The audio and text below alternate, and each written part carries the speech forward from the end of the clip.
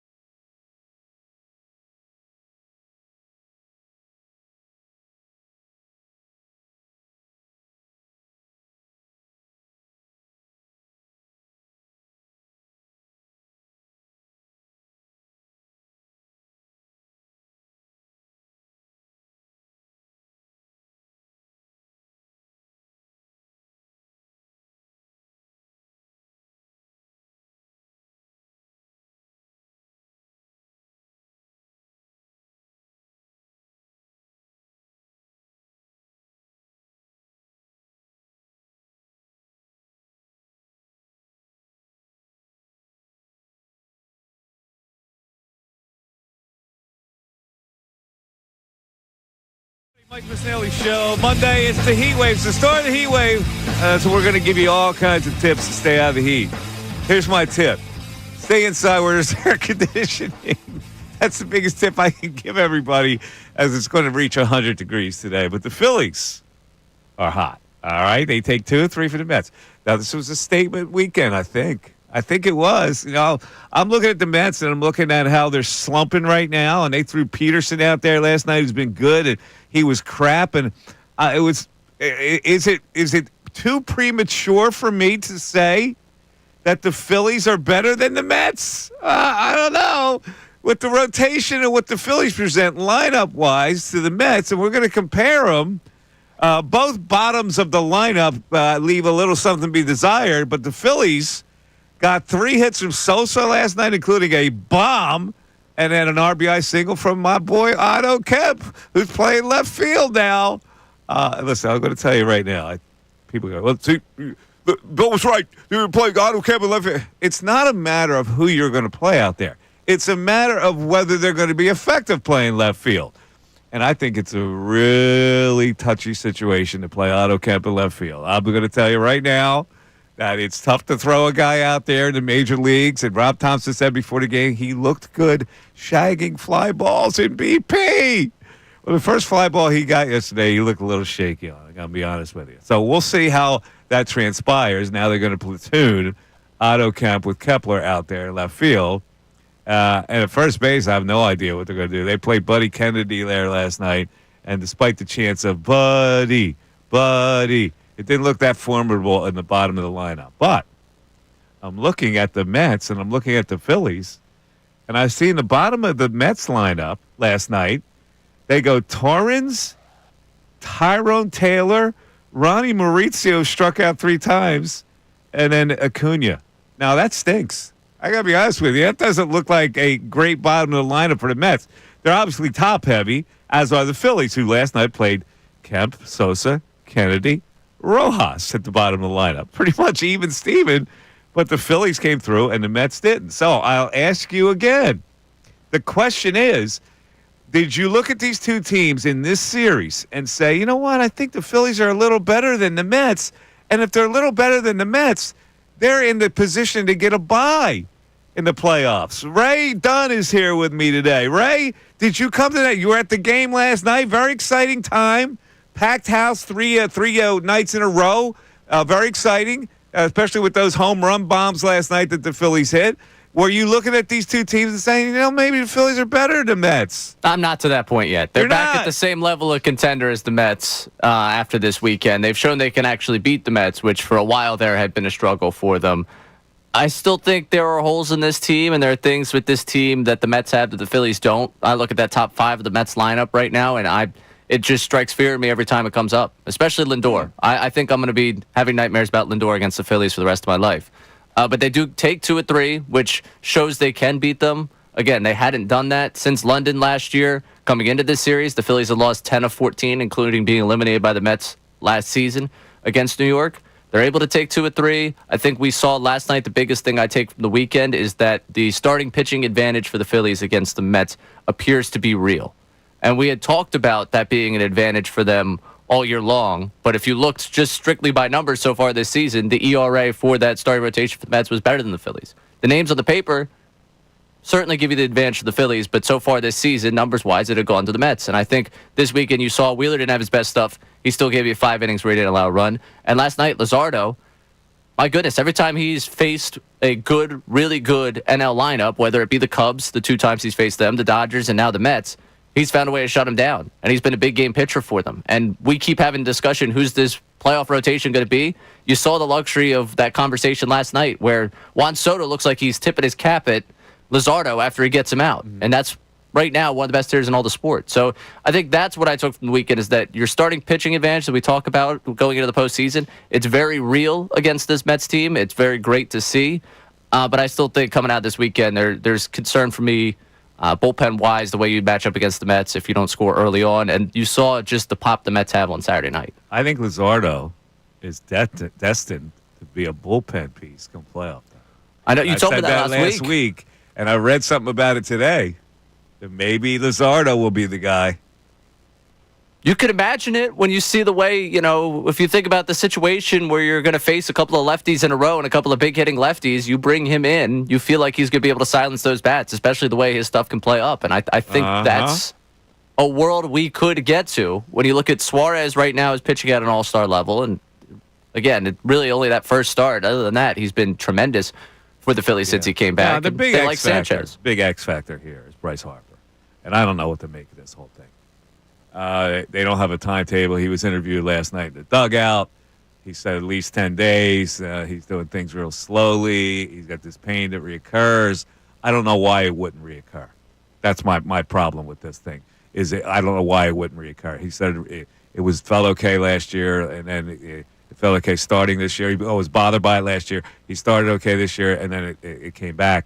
I don't know why it won't come back. So that, to me, is the major X factor. They need to get him back in the lineup.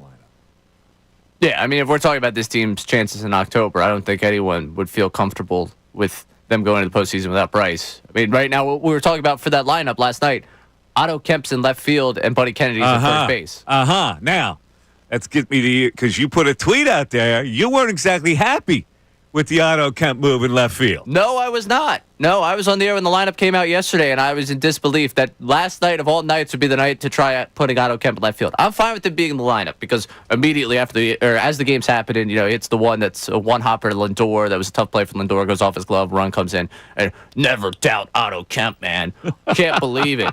This aged poorly. And it's like, I never said I didn't want Otto Kemp in the lineup. What I said is I didn't want Otto Kemp in left field, especially when you're putting him in left field and your other option at first base is Buddy Kennedy. I'm perfectly fine taking the chance of Marsh or Kepler against the lefty than trying to figure out if Buddy Kennedy can hit Mets pitching. You're down on Buddy, the kid from Millville, New Jersey. The great story. Oh, great story. Great story. Very, very great story when he came up here the first time.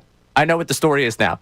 I'm glad he got his buddy chance. They were enveloping me as I'm sitting there at the game. I'm like, yeah, this is good. Good for him. I hope he doesn't get more than 2 at-bats tonight. You know me. I don't like playing AAA, 4A guys in a big league lineup and putting them in important roles. So I agree with you on both counts. If you want to play Otto Kemp at first base, okay, I like it. It's going to hurt you somewhere along the line. Playing him in left field is going to hurt you. You just don't play Major League outfield when you have no experience playing Major League outfield. You saw what happened to Sosa. Why wouldn't the same thing happen to Kemp? I don't understand what people are looking at here, including our buddy Bill. Yeah, and he keeps running this, and he's dying to hear Bill this you today. Were right all along. He thinks it's a victory when they just put a guy out there. That's not what I'm saying. Anybody could put a guy out there. It's whether it's beneficial to the team that you put a guy out there.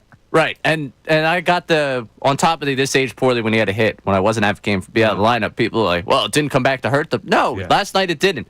I could very much see a world that a team that slugged on Saturday night hit a ball to the outfield and Kemp wasn't able to run it down. Like, that's not unfeasible here with what he is. He's not exactly the most fleet of foot.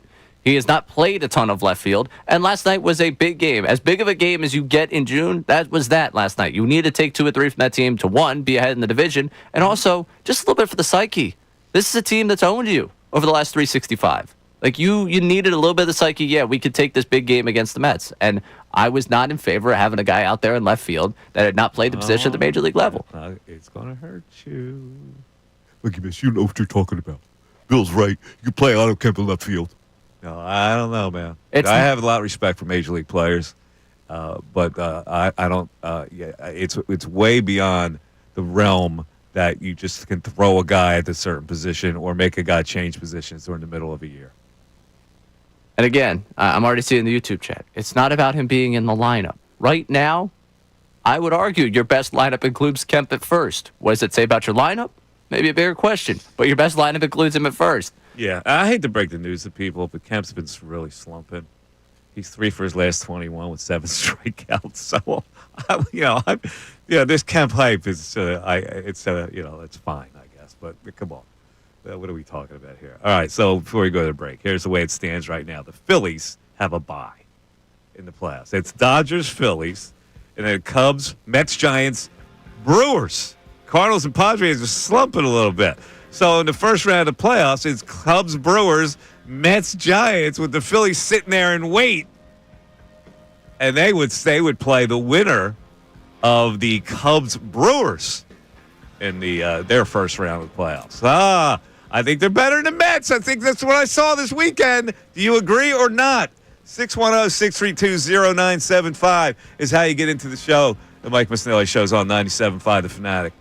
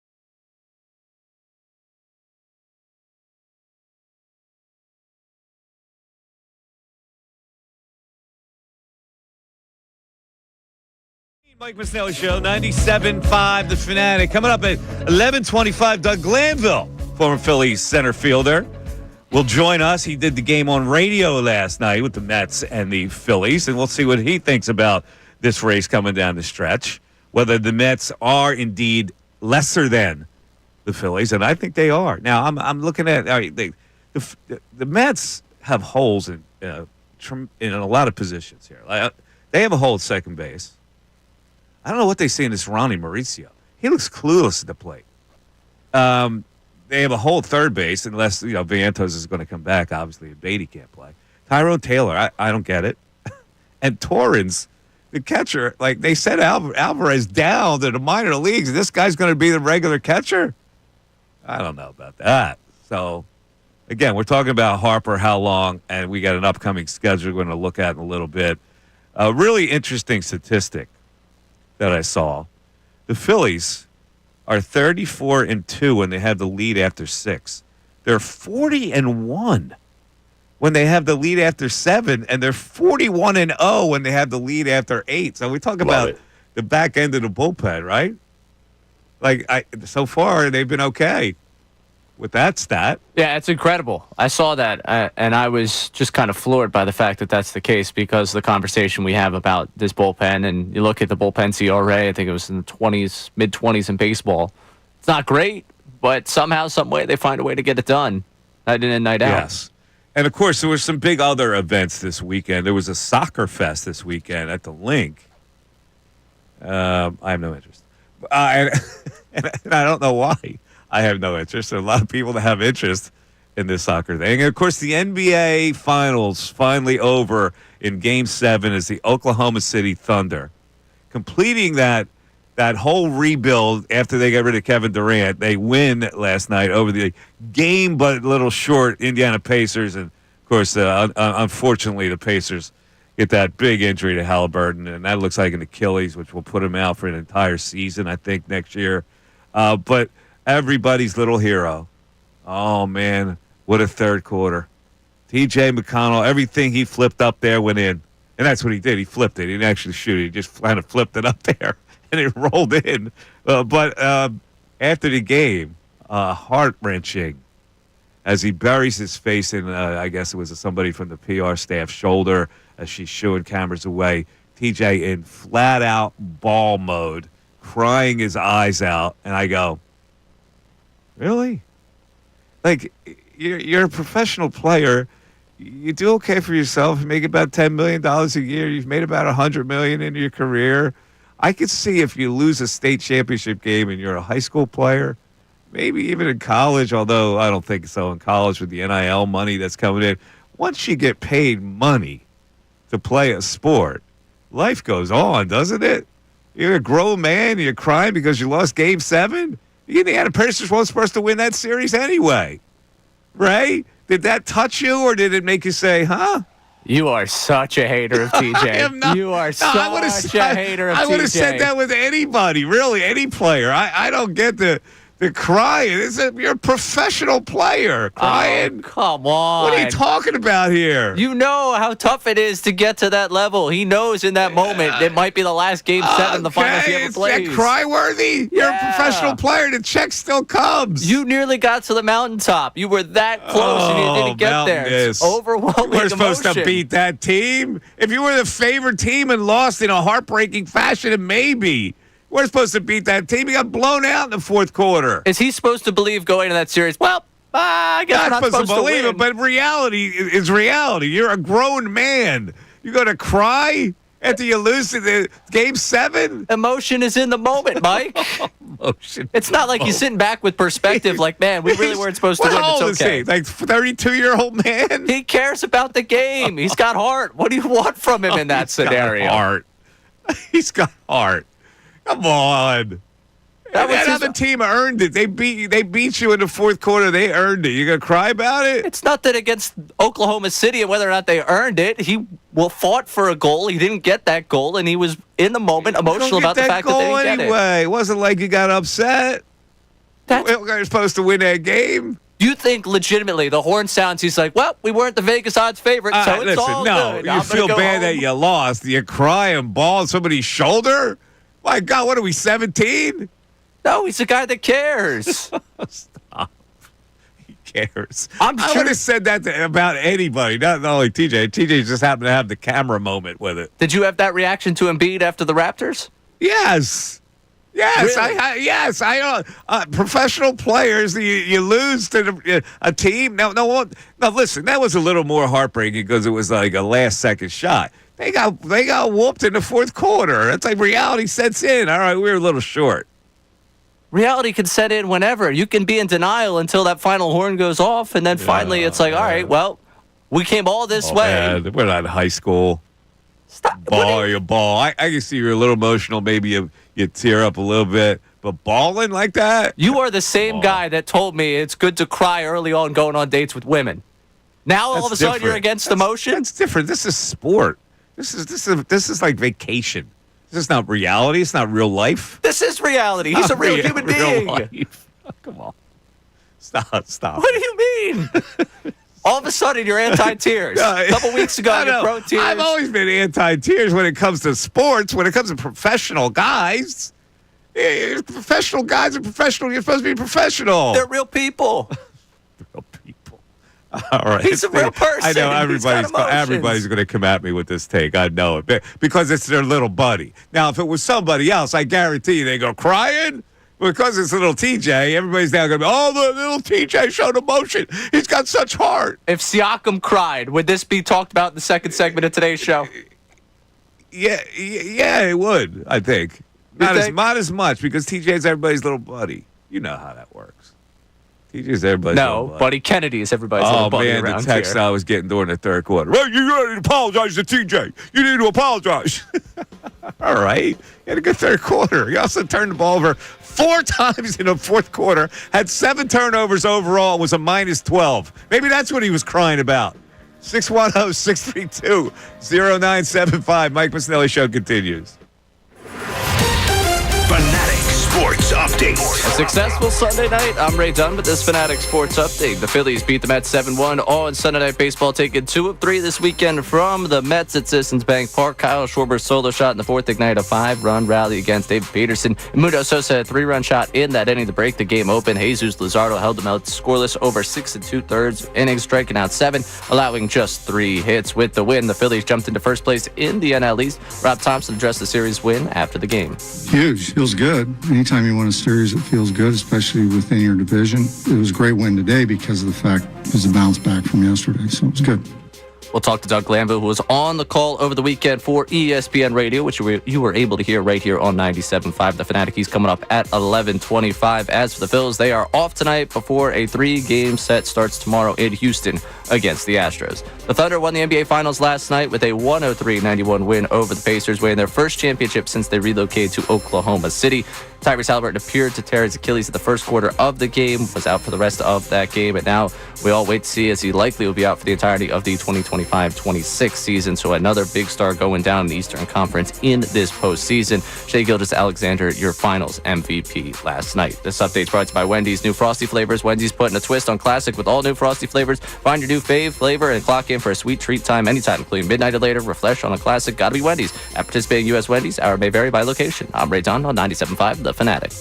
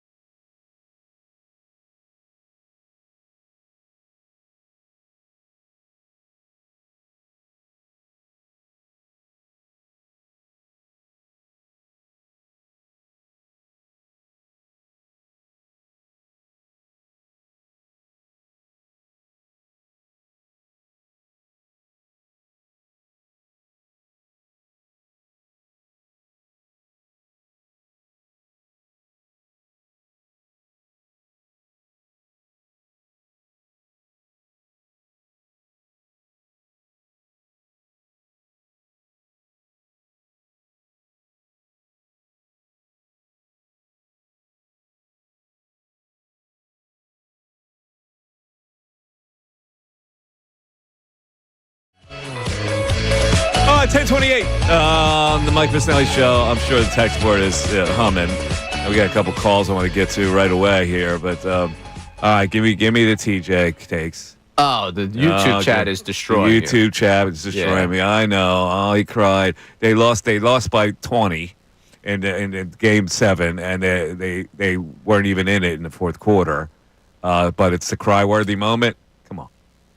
Yeah. What are they saying? Well, we got a tech. Well, the chat board's just here. He's a hater. Hating on TJ McConnell's borderline bully behavior. Mike's just a hater. I told you it wasn't just if anybody would have done that, I would have said the same thing. It's not restricted to TJ. Toxic masculinity. Toxic masculinity. What does that mean? Mike cried at the 35-cent train fare hike. Oh, Mike didn't cry about it. Mike bitched about it. Mike cried at a Meg Ryan movie. Much worse. Well, I do admit that I can get emotional. I'm just saying, as a see, nobody was paying me $10 million to watch that movie. In fact, I paid to watch the movie, right? Like at the end of the day, I lost the game. I go, you know what? It hurts. They were better, and I still get paid. Like basically, that's the way I would look at it. You're asking for perspective in the moment. It's very difficult to have perspective in the moment. Oh, come on. The horn sounds. Your season's over. You've been battling for months. This is not high school. Yeah, That's what I'm saying. You're expecting him to have years worth of perspective in like a 15-minute span. Season's over. Well, everybody else had the perspective. How come he didn't have it? Nobody else balled in anybody's shoulder. TJ was the player they followed to the locker room. That's the type of series he had. Oh, he's great. Yeah, I'm saying they followed him to the locker room. I didn't get a shot of Siakam walking off the floor. I didn't get a shot of Nembhard. Naismith. I didn't see any of those guys. The guy they followed the locker room was McConnell. McConnell was emotional. Most of them shook hands with everybody and just said, hey, you beat us. And that was the decisive win by Oklahoma City. And in the end, it was spunky. They weren't the better team. No, but TJ McConnell shouldn't be sitting there thinking, wow, we weren't the better team. Well, guess it's all good. All right, so that's the perspective. It's just get destroyed. Okay, whatever. Also, I thought it was really odd. He watched Halliburton go down. Uh-huh. And of the rest of the team, Siakam's got a ring. The other guys, most of that team is pretty young to know. Like, I don't know, Turner maybe could say he was would be emotional, but he has reason to be emotional because he's looking there thinking, yeah, my best shot to win a title probably just went out the window. The best shot I had in my career to win NBA Finals just ended. So his career isn't blessed enough? He needed a title? He wants to win a ring. What do you mean is not blessed enough? Again, you're acting for years of perspective. He's made $100 million that he shouldn't have made. But he has made it, Mike. This is insane. All right, no, it's not. It's not insane. It's like I think it was ridiculous. All right, let's go to the phones. Let's talk to Ish in Levittown. Ish, you're on 97.5 The Fanatic. What's up, Ish? Hey, Mike, how are you? What's going on, Ish? Hey, I actually agree with you a little bit on T.J. McConnell. I think that was a dramatic moment. They were getting blown out. It's not like they were really want to win or anything. Yeah, listen, Ray's saying it's hard to put that in perspective. You did get blown out. You weren't even in the fourth quarter. The reality set in that they were a better team. Yeah. That's all I'm saying. It's good they got there. Yeah, it wasn't like a four-doinker. Yeah. Last week you were talking about Matt Strom. I think it was like on a Friday. Yeah. And I was listening to what you were saying, and then I watched the way he pitched and his delivery. I think we have issues in that bullpen with him in there.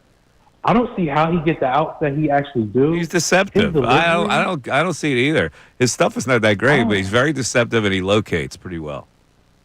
Yeah, I don't know how that's going the last too long. You know me, man. I'm a big velocity man, so it's hard for me to look at guys and go, how does he get him out? But he does, so I'll give him credit. I'll give him credit. He gets somebody out. Do you think that will last in the playoffs, though? Yeah, he's been good in the playoffs before. He's melted down a couple times, too. They've touched him up. That's why I say, like, the margin for error for guys that are slighter in velocity is bigger. That's why I like these 97, 98 hammers that come in. That's why, like, Luzardo, to me, is a good candidate for a bullpen situation where you need high velocity, high leverage situation. He's the only one really from that starting rotation that you could really put in the bullpen. And I think they may go there if they don't make a deal. Okay. Yeah, I agree with you. Okay, just two last things. What do you think about Mick Abel? Do you think it's time to trade him or put him in a bullpen? Well, he's not going to be a bullpen guy. He's going to be a starter. He's kind of hit a wall. I don't know how people feel about him in a trade at this point, but I don't know if he is the marquee piece that you might think he is now. Yeah, Dave Dombrowski has to do something. One game lead is not enough. And that's it. Is Ray actually there today? Ray is here. Yeah, Ray is here. Ray. Oh, Ray, I heard what you say about T.J. McConnell. Is that how you felt when you was crying when you was playing T-ball? And you was crying because the New Jersey War Dog came and beat you? And you had your little tight little vest on and you was running around with your little pony going from base to base? Is that it, Raymond? You could hit the little T-ball with your little bat waving? I give you props. This actually not works. bad. It's not bad. It's not bad. I thought he was going to drop a Connor in there. He usually drops a Connor. Is that how you felt when you cried when you couldn't find Connor on the beach? I got it. His one on Friday was so disastrously bad that I think I took 5 minutes to react to just how bad the writing's been. So this was a good comeback for him. He needed this today. And I appreciate it because he got on hold before we got to the TJ conversation. So he had to pivot from whatever bad joke he had before, and he made a good one. Yeah. So, hey, good for you, Ish. There you go. We'll score one. Ish came back. The score this week, Ish 1, Ray 0. I'm okay with that. All right, so give me some text. I know some Phillies text. TJ text. Yeah, I get it. Phillies text. Now, I've already made the statement. I think maybe they could be better than the Mets. I looked at these two teams side by side here, and the Phillies have an advantage, a little bit of an advantage, I think. Joe from Pottstown not agreeing with you. Gents, Mets are still better at this point. Maybe if Harper comes back strong, perhaps Phils need an established outfielder who can hit without a doubt. Yeah, but let's look at what the Mets are. Their rotation is not as strong as the Phillies. Certainly not as strong as their bullpen. They shown to be iffy this weekend. I don't know if their bullpen's that strong either. And they've got a lot of holes at certain positions. That second base hole they have is massive. The center field hole, and they're playing Jeff McNeil out there. I know. They're with Tyrone Taylor. Tyrone Taylor stinks. Yeah, I mean, if you want to talk about a center fielder that defensively has purpose to be out there, but offensively can't get it done, yeah, Tyrone Taylor fits that build. Like, we're talking about these two teams, and it's not all that different. Second base, offensively, has been a hole. Center field, offensively, is a hole. Like, these two teams, when you look at the bottom of their lineup and the holes that they have, they're not different. It's whether or not you believe the stars of one team can outpower and outshine the stars of the other team. I'm a little more optimistic today after watching that series. I got to be honest with you. Oh, it's hard not to be more optimistic, for sure. Because I went into that series with the Mets were a class above the Phillies. And I came out of that thinking they're right there with them. Doug Glanville thinks 11:25. Going to be very interesting. All right, we got Glenn, Steve, and Reggie on there. I can't wait to talk to Steve because he's saying I shouldn't be making fun of T.J. McConnell for crying. I'm not making fun of him. I just think it was a little bit over the top for a grown man, a professional player. You know, I started talking maybe he lost a state title or something. You know, high school team lost a state championship. No, he lost the NBA Finals, Mike. All right. 610-632-0975. We're back after this. Ricky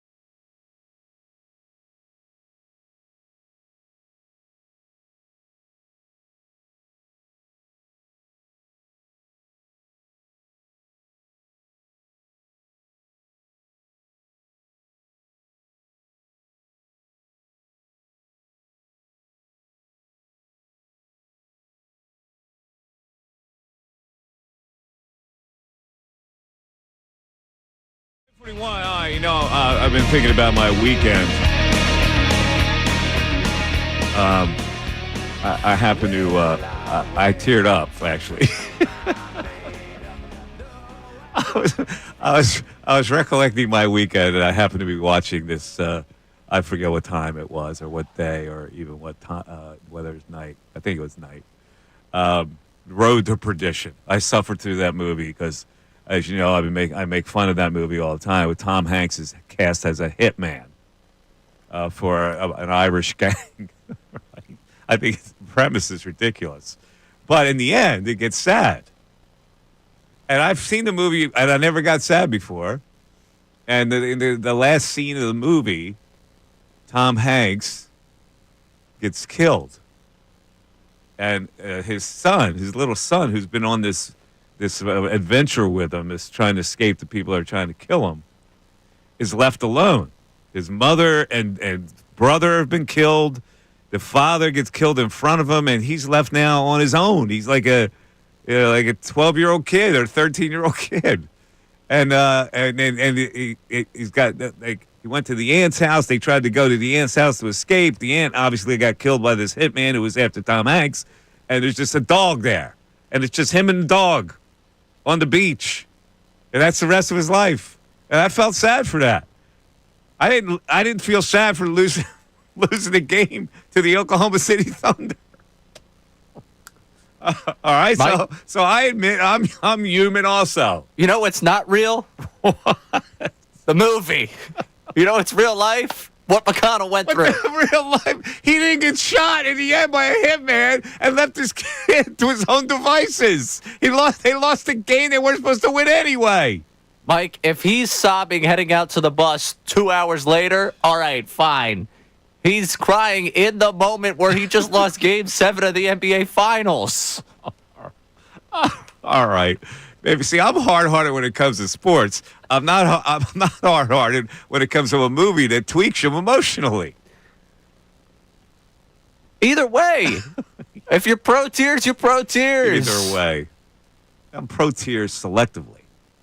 Let's go back to the phones. Glenn and Wallingford's checking in. Glenn, you're on 97.5 The Fanatic. What's up, Glenn? Hey, what's going on, boys? Enjoy the show as always. And Mike, listen, I've listened to you for 20+ years now, and that's par for the course for you to get on the guy for crying. So I don't think anybody should be surprised. Listen. Okay. If it was a high school state championship game and I saw a kid balling, that would really get me. A professional man at 32 years old? Come on now. Hey, listen, you don't know the circumstance. He could have looked up in the stands and saw his dad crying, and then that kind of got to him. So you don't know. Maybe would that get to you a little bit more? Would that be okay if he saw his dad crying in the stands? I guess. What you mean? If it was Field of Dreams or something like that? Yeah. Well, I mean, his dad's been there all the way, so we never know. But anyway, right. Nobody should be surprised. But hey, real quick before I get to my Phillies point. I was at the soccer game yesterday, and I tell you what, I had a great time. I mean, there was like 30,000+ there. You know, the crowd I think was very active with the. I don't even know how they stuck the flares and the smoke bombs in. Yeah, I don't know. Yeah, that's unbelievable. It really is. It was pretty crazy. Yeah, listen, I can see with the experience itself, it was interesting because I went to see Messi earlier, that experience. But the sport itself, I have no interest in, and I can't figure out why. I just don't have interest in the sport. Yeah, you know what's funny? What got me into it early was that I just would always just fascinated with where these teams come from, right? So I always kind of thought, it would be awesome to see a game in England or Italy or wherever, and then I kind of got into it. Now I'm hooked, and so I appreciate the game. Hey, listen, and it's not 1-0 all the time anyway. I mean, there's more than people let on the base. I hear you. All right, so with the Phillies, yes, with the Phillies, real quick. Listen, I think that they are a little bit better than what we had given them credit when they kind of got swept by the Mets the first time. Ups and downs. It's part of the game, right? Yeah. But the thing that is all I'm going to enjoy. I'm not going to get all bummed out if they lose a series here or there. You just got to enjoy the season, right? Yeah. And we all know it's just going to come down to whether they swing at good pitches in October, and that's So at the end of the day, let's all just enjoy the summer. Let's enjoy them winning games here and there, and then we can complain in October if they don't get the job done. I get it, and I don't think they're going to get the job done. I take like little dribs and drabs. Like, okay, I can go maybe as far as to say, I think maybe they're better than the Mets. That doesn't mean I think they're going to win a World Series. They're better than the Mets. I think they get a favorable seed. That's what I'm looking at right now. If they're better than the Mets, though, is the Dodgers the only team right now in the National League that you would put over them? Yeah. Yeah. So, I mean, that's a pretty considerable... I think they're better than the Cubs. They may be a tad better than the Mets. They're not as good as the Dodgers. I mean, that's a considerable place to put them. It is. Well, it puts them in a second seed. And who else is going to get that second seed other than the Mets? The Cubs. Who else is going to rise up? I mean, the Cubs could. Yeah, I guess that they have better winning total, but we saw what the Cubs were. They're okay. Yeah, I mean, I've been waiting for the regression on the Cubs. I'm not a huge buyer of the Cubs, but I think Phillies fit in that second tier. Like, I think it's Dodgers, Mets, Phillies, Padres, and I guess, I mean, at this point, we're almost at the end of June, and the Cubs are what the Cubs are. I think I have to give them credit at some point. All right, let's go to Steve in Havertown. So I've been waiting for this. Steve's going to come at me. Steve, you're on 97.5 The Fanatic. Go ahead, buddy. Mike, what you are unleashing this morning is a Skip Bayless level take. I think you're just trying to be a contrarian for the sake of being a contrarian. What's great about sports is the emotion that it evokes from the fans and from the players. Now, I got to ask you a question. What would you rather have? Would you rather have an athlete that's so emotional that they just had their lifelong dream crushed, that they're crying on the court, or would you rather have somebody that's simply there to cash a paycheck? There's a wide gap between what you're saying. There's a wide gap between what you're saying. There's an in-between there, too, Steve. And another thing, Mike, I noticed that you were not here on Friday after T.J. McConnell single-handedly forced Game 7. I think you were running scared.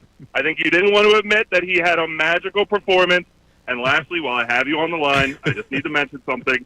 When I was 12 years old, I called into your show, and I expressed that I was upset that the Sixers were letting go of Lou Williams and taking in Nick Young to replace him. And you told my 12-year-old self that I was a fool. I think you don't know how to evaluate NBA role players. I think you need to admit it on air right now. I'll let you talk. No, I know how to evaluate role players in the NBA. And plus, I think you're lying because you wouldn't have gotten on the air at age 12. I certainly got on the air. You also gave me a cameo 2 years ago, apologizing. Yep, you apologized. I apologized to you. You were wrong, Mike. I apologized? I will send you the cameo. I will DM it to you on Twitter. All right, you do that because I think that's unrealistic that I would have apologized to you. All right, certainly Steve. Did, Mike. All right, there you go. I don't say anything to be a contrarian. First of all, you know that I never do that. No, you know that I'm never Skip Bayless. I never do that. You genuinely believe this TJ thing, which is what makes it worse. I absolutely believe it. And there is, like I said, there's an in-between. It's not a would you rather. That's not a would you rather question. It's is it unusual that a professional player, a grown man at age 32, who lost a game like that would cry like that, bawling cry. One thing that would be moist in the eyes, bawling crying? Come on, man. 610-632-0975. Back after this. Fanatic Sports Update.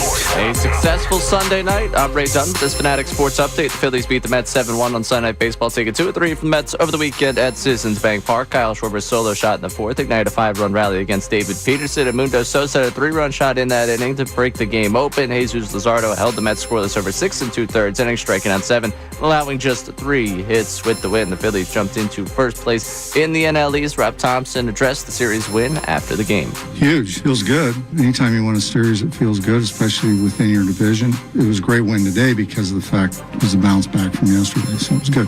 We'll talk with one of the men on the call for that game, Doug Glanville, at 11:25. He had the call over the weekend for ESPN Radio, which you heard right here on the Fanatic. Phillies off tonight before a 3-game set starts tomorrow in Houston against the Astros. Last night, the Thunder won the NBA Finals with a 103-91 win over the Pacers, winning their first championship since they relocated to Oklahoma City. Tyrese Halliburton appeared to have tore his Achilles Achilles in the first quarter of the game. We all await the diagnosis, and now would likely believe that he will be out the entirety of the 2025-26 season, so another Eastern Conference start going down this postseason. This update is brought to you by Macy's Backstage. Macy's Backstage is a whole new floor inside your Macy's, and right now you'll find the latest summer styles all for under $25. New arrivals every day. You never know what amazing deals you'll find. I'm Ray Dunn, your home for the Sixers, Flyers, and Union. 97.5 of the Fanatic and 97.5 of the Fanatic.com.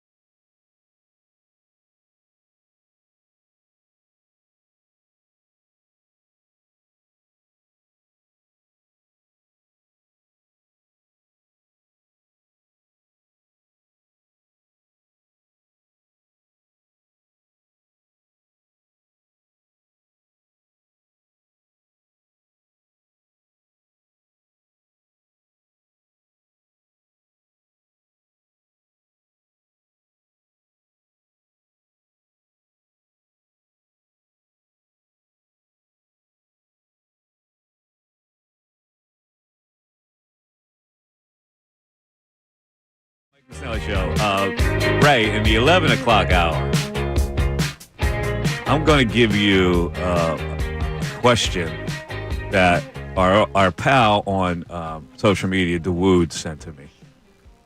Ranking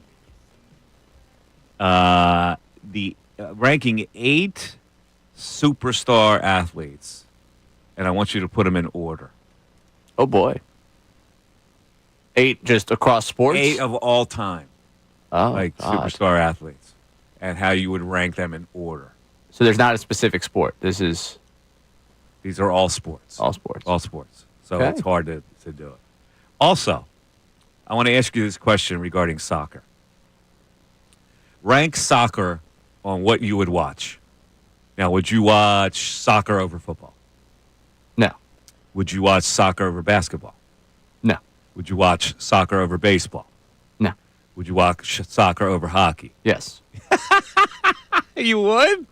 Really? Yeah. You would watch soccer over hockey? I mean, to be fair, like, my generation, if you want to talk local sports fandom, like, had more to cheer about watching the Union than I have the Flyers. Oh, okay. I think that's part of it. Oh, you got the Union connection. I forgot. Yeah. If you didn't have the Union connection, if the Union weren't in town, That's in general. I don't know. Like, my legitimate consumption of sports has come to I would probably flip on soccer if it was on than a random hockey game. All right, that's fair. Would you watch tennis or soccer? Soccer. See, I would watch tennis. Yeah, no. All right. This is hence my problem. This is why I'm undergoing self-evaluation here as I'm doing this.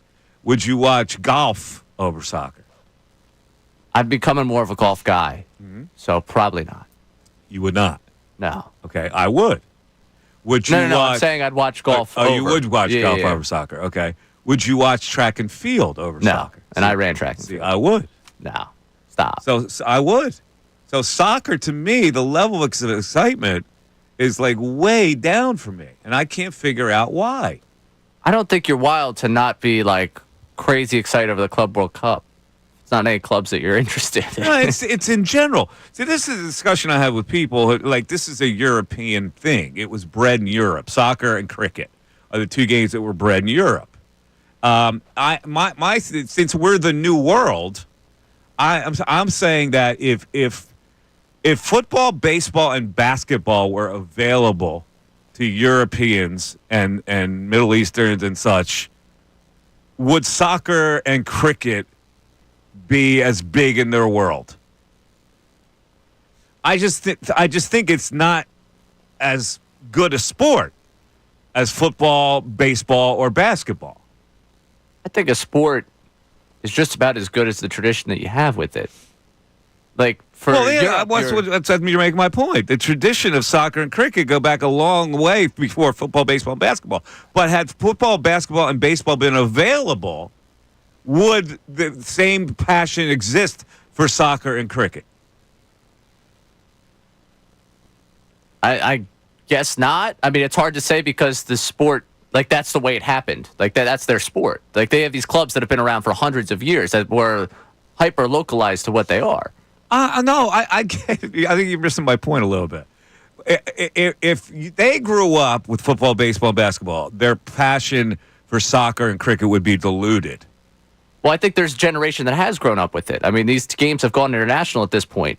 Like, I think they have these traditions that are built within their, sports communities. They've embraced football, given the fact that the NFL is trying to schedule everyone up there. But it's still new world stuff to them. Yeah, which makes soccer's new world over here. Like, it's like this is. Yeah, but it's new world that's never going to be older world.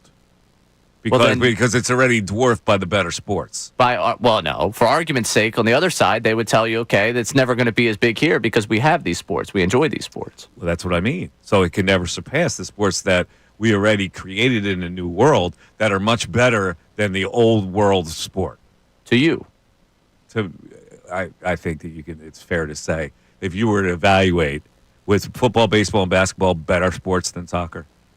To us, because that's what we grew up with. Like, I grew up in general. Look how detailed those sports are as opposed to what soccer. You're really taking you're taking a shot. There's a lot of tactical work that goes into playing soccer. There's very minimal tactical. There is a lot of tactical work that goes into working soccer. It's not as sophisticated as football, baseball, and basketball. It is incredibly sophisticated in the way that they want to make it work. It's not. If I was a European watching baseball, I'd be like, well, why don't they just hit the baseball? They're throwing it at them. Is cricket as sophisticated as baseball? I can't say I'm a cricket fan at all. Okay. So I have nothing really on the strategy of cricket. It's not. I had this discussion with three people at a dinner table in India. 3 Indians who were pro cricket. And I made the point that you just don't know that, like, cricket, as opposed to the baseball and the rules in baseball and what you have to do in baseball, is primitive. Like anytime you can hit like a foul ball and we can be rewarded for it, that's cricket. You know what I'm saying? You can tip a ball behind you, and you score runs.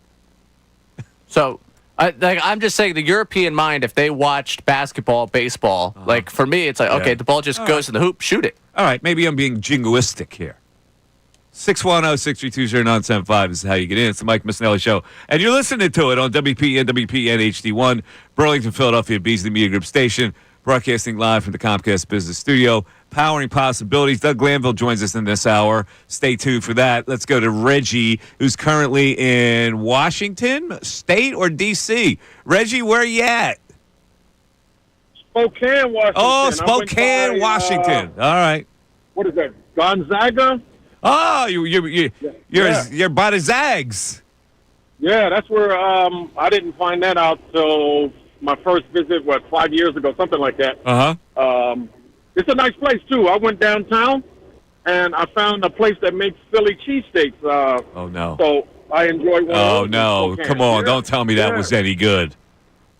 Yes, the only thing they didn't have the Amoroso roll. Of course not. That's the roll. Way. The roll always lets you down in other states. And they didn't call it a sub or something where they laid it. They did it the same way, except not having Amoroso roll. Okay, Yeah, I know that. I know that. Yeah. Yeah. Now I want to change a little bit. I was listening when Steve called in with, he said to you, you probably being contrary, just to be contrary. Yeah, being a contrarian. About a role player. Right. A role player is a role player. He scored 16 points. That's good. That's the limit of a role player. If he was a superstar, maybe he'll get to that point, but as a superstar, he can make adjustments as the defense is making adjustments to him. So role players can give you a spark. He did. 13 points in the last game, 16 No, points. he's a nice role player. He's a nice little scrappy role player. Yeah. I've never said he wasn't. Right. The only thing I've said is can't shoot. He's not. Well, he's not a superstar. He's a scrappy role He's not player. a superstar. No, nobody ever said he was a superstar. Yeah. I'm just saying he can't shoot. Steve did. Steve did. Okay, He yeah, feels all that right. way. Did he really say he was a but, superstar? All right. No, he Okay. feels that way. But, Okay. But if I can say congratulations to Oklahoma City Thunder and watching I didn't watch the games, the highlights, and listening to those players talk, they have a real good demeanor about them that if they can stay together, most of the players, you don't keep the whole team. They're going to. You're talking about Oklahoma City's going to be together for a while. They've positioned themselves to have this kind of success. Yeah. Their demeanor, even when they lost, they don't get too high, they don't get too low emotionally, and that's better. I always like being that way, not too high, not too low. It ain't easy, but to stay in the middle emotionally, you can receive information better. You know, some coaches can get through teaching after losses better than they can after wins because we enjoy the wins and we block out some of the. I got to tell you though, Reggie, I think both teams have that kind of profile now. I think Indiana really was impressive.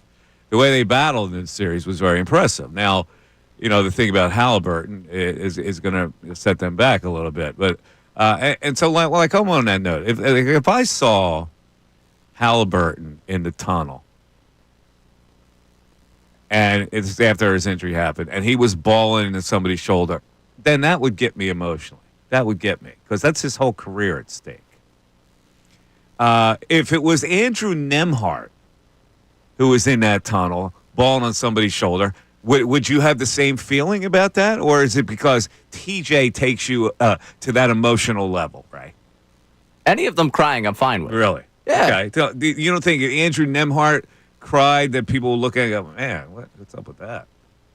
That's my contention.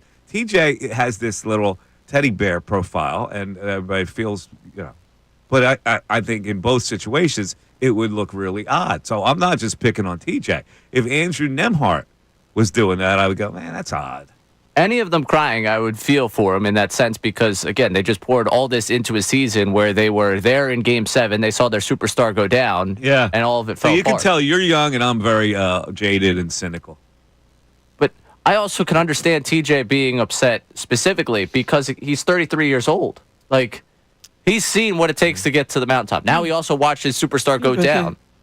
Okay, but he's also had a really fruitful career. It's not like he hasn't been successful. He's been very successful. But he wants the ring. Like, what do we do? Ring, and Charles Barkley won the ring too. A great player like him didn't get it. They're going to worry about TJ not getting it. But why do you play the game? Oh, you play the game where you try to get a ring. Sometimes you're not good enough to get the damn ring. Be an adult about upsetting. it. Jesus. You're the first guy. What, the first guy who didn't get a ring? And he's the only guy that first ever highlight, cried? Doug? He's the only guy that ever cried? No, I'm just saying. If it was Andrew Nemhart, would people feel the same way? Would you feel the same way? By the way, there was a beef about the national anthem prior to this game. We're going to play the national anthem by Kristen Chenoweth and see if you think it was weird because it got a lot of criticism on social media. Now, when we play it, I got to stand up. Everybody got to take off their hats. You got to pull the side of the rope, put your hand on your heart. It's the anthem. The world stops with the anthem. 610-632-0975. Back after this. Ricky Bo.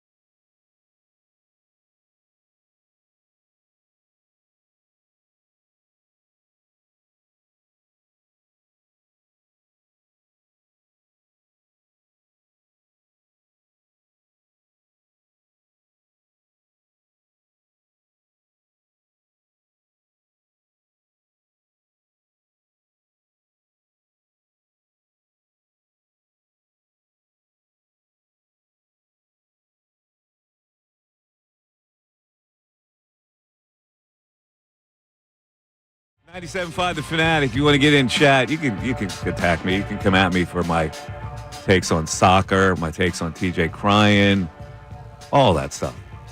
I'm not afraid of it. I'll take the conversation. 610-632-0975. You know what I did this weekend, Ray?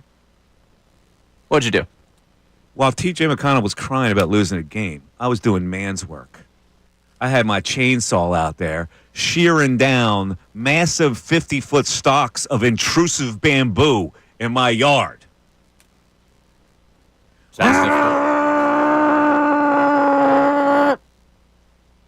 Sounds very difficult. Tremendously difficult. And timber! Do you yell out timber? You're allowed to I do not. I did several times.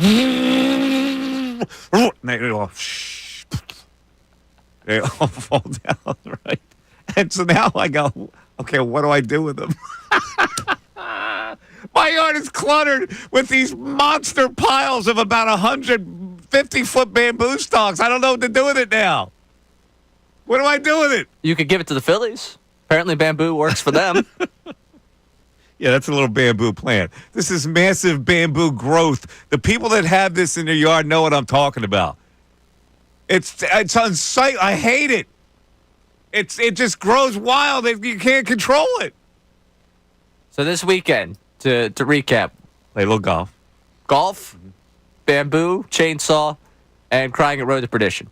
Did, yes. Yes. That's a heck of a weekend. That's a full 3 days right there. It is. It's happiness. It's sadness. It's danger.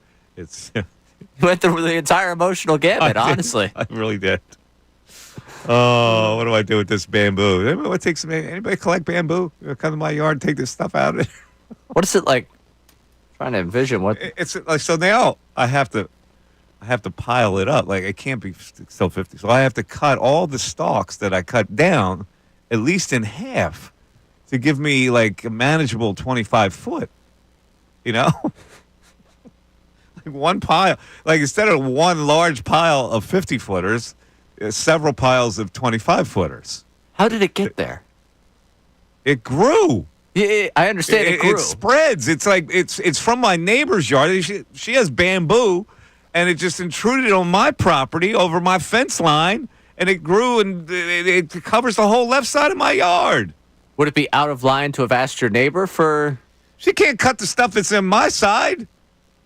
That's my responsibility. It grows underneath the surface, and so it goes underneath the fence, and the roots grow, and it's crazy. People that have had this problem know what I'm talking about. Bamboo is just nuts. Right. But it's her fault that it's growing in your yard. Well, it's her plant. Yeah, it's her bamboo. But when I moved in, part of the bamboo was on my side as well, so I don't know if it was hers or mine, but I think it was hers. Ah, I see. Because she's got more of it. So she decided to have the bamboo. You moved in. There was already bamboo there. And now it's... In one hand, it's good because it covers the noise from the road. So it provides a sound buffer. But it gets crazy. So when it rains, it all droops down, and it's like flat because of the weight of the moisture, and I got no yard left. That sounds brutal. Well, I just want to point out I was doing the man's work while TJ lost the game. That's all I'm saying. It was not man's work for TJ McConnell to help force a Game 7 and then be the point guard for man a work team. Until he turned it over 7 times. All right, let's go with Chuck in New York. Chuck, you're on 97.5 The Fanatic. Chuck. Mike, I totally agree. That's what I was calling about. I love the guy. We all love him. But yesterday, watching that game, I mean, he turned the ball over so much in transition. They were just too big for him. They were way too big for him. When they attacked him in the fourth quarter, he gave it up. Too many times. But, I mean, I think it was the third quarter that they really lost it in. But, I mean, hey, he gave it a good shot. Well, they did lose in the third quarter. He kept them afloat, though. I'll give him credit. The slop he was throwing up there that went in. I'll give him a little credit. He made shots. I don't know how he did it, but he kept making shots there for a while. He made like 6 in a row. He did. I'm going to say, I mean, I totally understand him crying. I mean, it's a man's sport. Get to Game 7. Give it your all. Anybody cries in that situation, Nemhart, whoever, give it to him. But I want to bring up the question you asked about soccer. Yeah. Because I think that you have to put it in context. Like, am I watching a World Cup match over a regular season baseball game? Probably. But am I going to watch, like, a regular Italian club Serie A versus the Phillies? No. But it goes for all sports. Like, am I going to watch golf Sunday of the Masters versus something else? I don't know. I mean, it depends on the value. No, you're right. Like for instance, I was watching golf yesterday, and Juventus was on, right? And I go, I got no interest in that. I'd rather watch the golf. And I put soccer way down the priority list, and I asked myself, I go, why am I so uninterested in it? And I don't really know why. The other thing I'll say lastly, and I know you mentioned cutting the cord last week, I think, but with YouTube TV last night, having the finals on one box, Phillies on the other, they're doing a great job, and they do it with the NFL too. I gotta say. So the YouTube cutting the cord. YouTube TV is the way where it's at. I believe so. Yeah, I think it's great. That's what our pal Bill has. But then would I be able to watch Law and Order reruns? Yeah, I think so. On YouTube TV, really? Yeah, they have a bunch of stuff inside. Yeah. All right, Chucky. Thank you. I appreciate it. See, I'm so used to cable guide and scrolling that I don't know if I could handle YouTube TV. You could still do. It's not so much the scroll because it's not as the breadth of channels is not there, but you could still do the scroll. Like there's still programming like that type of guide thing where you go up to the live section and you could go kind of scroll through the channels. I think if you got it, you would like it. The multi-view is top tier. Really? Yeah, I love the multi-view. We use multi-view all the time. Whoever's YouTube TV. So you have it? Yeah. Someone's family. How much is YouTube? How much does YouTube TV cost as opposed to cable? YouTube. I think it just went up to like 85. Really?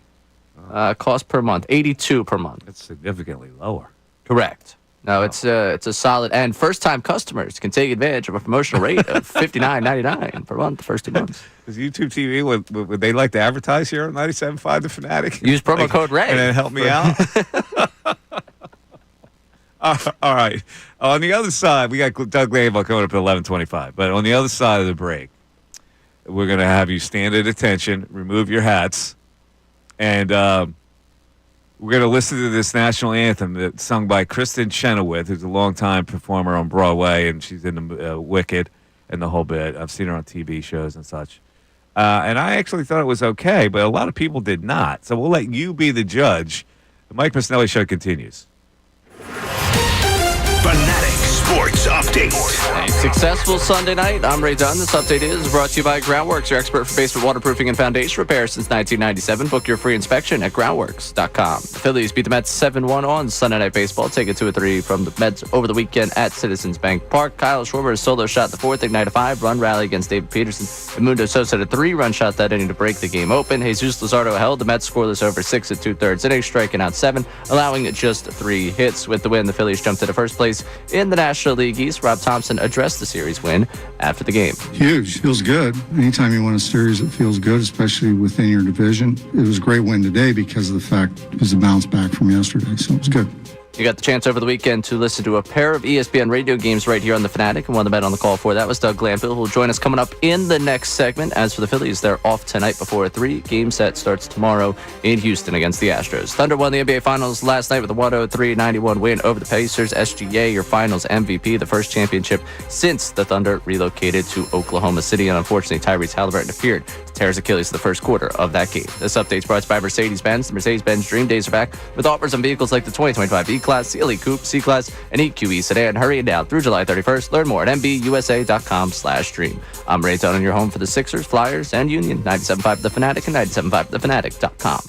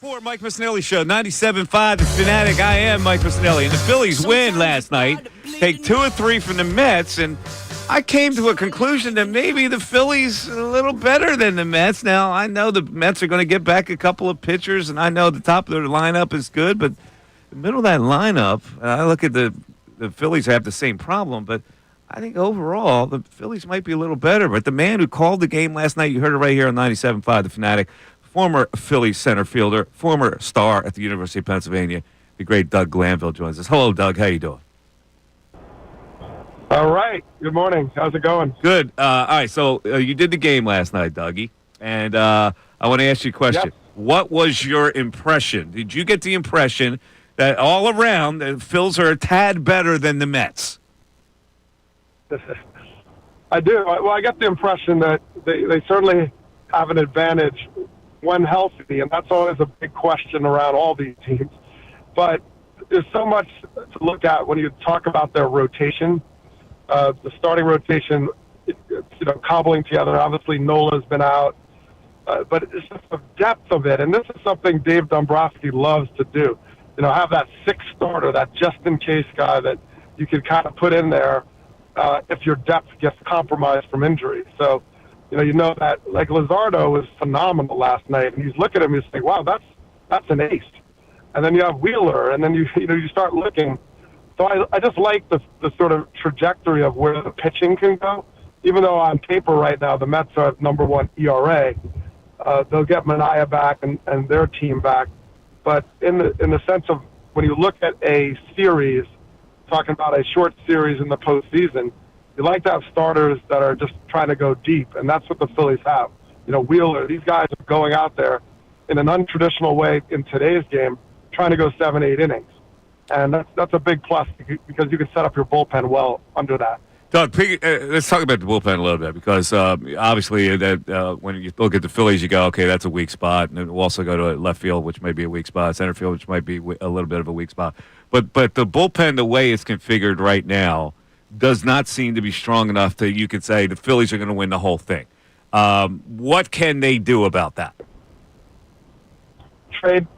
It's a move to make, and they expected Romano to be obviously different, and when you're a two-pitch pitcher, as he is, you're a little susceptible to them figuring out when one is coming. So that's a challenge that you have to always be guarded against, especially today's game, the technology, the way you can, find out what guys are doing, tipping pitches, whatever it is. So that's one challenge to be like a two-pitch pitcher as a closer, for example. So that was a disaster early on. And now you pivot and say, well, we're going to do matchups. We'll try to put, this pitcher in this situation. It'd be good to just bolster the bullpen at the trade deadline, as they did last year, and it just didn't work out, but they did get the arms. So I like the idea of, adding someone in the pen, counting on, Nola will come back, guys will come back, and then you might have the six-man rotation, at least the 6 options, I should say, and then have the bullpen to have a little bit more depth. How far would you go as far as that trade goes? The Phillies have 2 primo prospects right now, Crawford and the kid Miller, who plays the shortstop. Would you move one of those guys in order to get what you're talking about? Well, I can say this. Dave Dombrowski is unafraid to do just that. So I would say if Dave Dombrowski is running your baseball operations, what you're getting is someone that's going to say, I like star power. I also am willing to trade the future for the now. And I play to win. So that is absolutely something that he would consider. And, of course, you have to get the return. It's not just some short-term rental.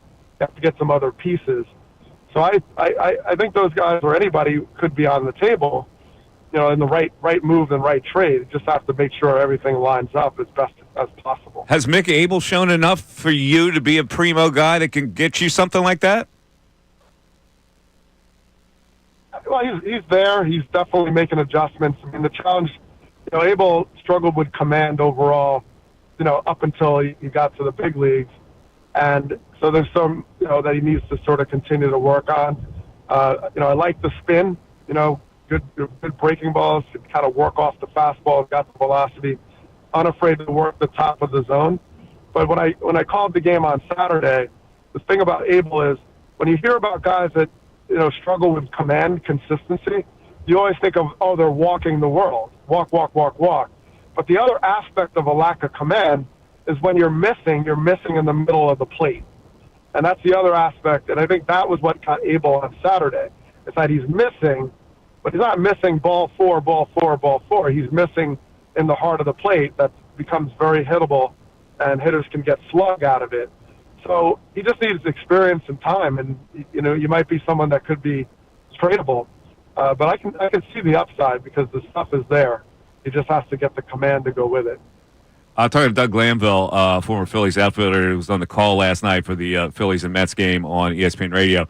Doug, I'm not any different than anybody who follows baseball in that I favor high-powered swing and miss type of stuff out of the pen late in the games in high-leverage situations.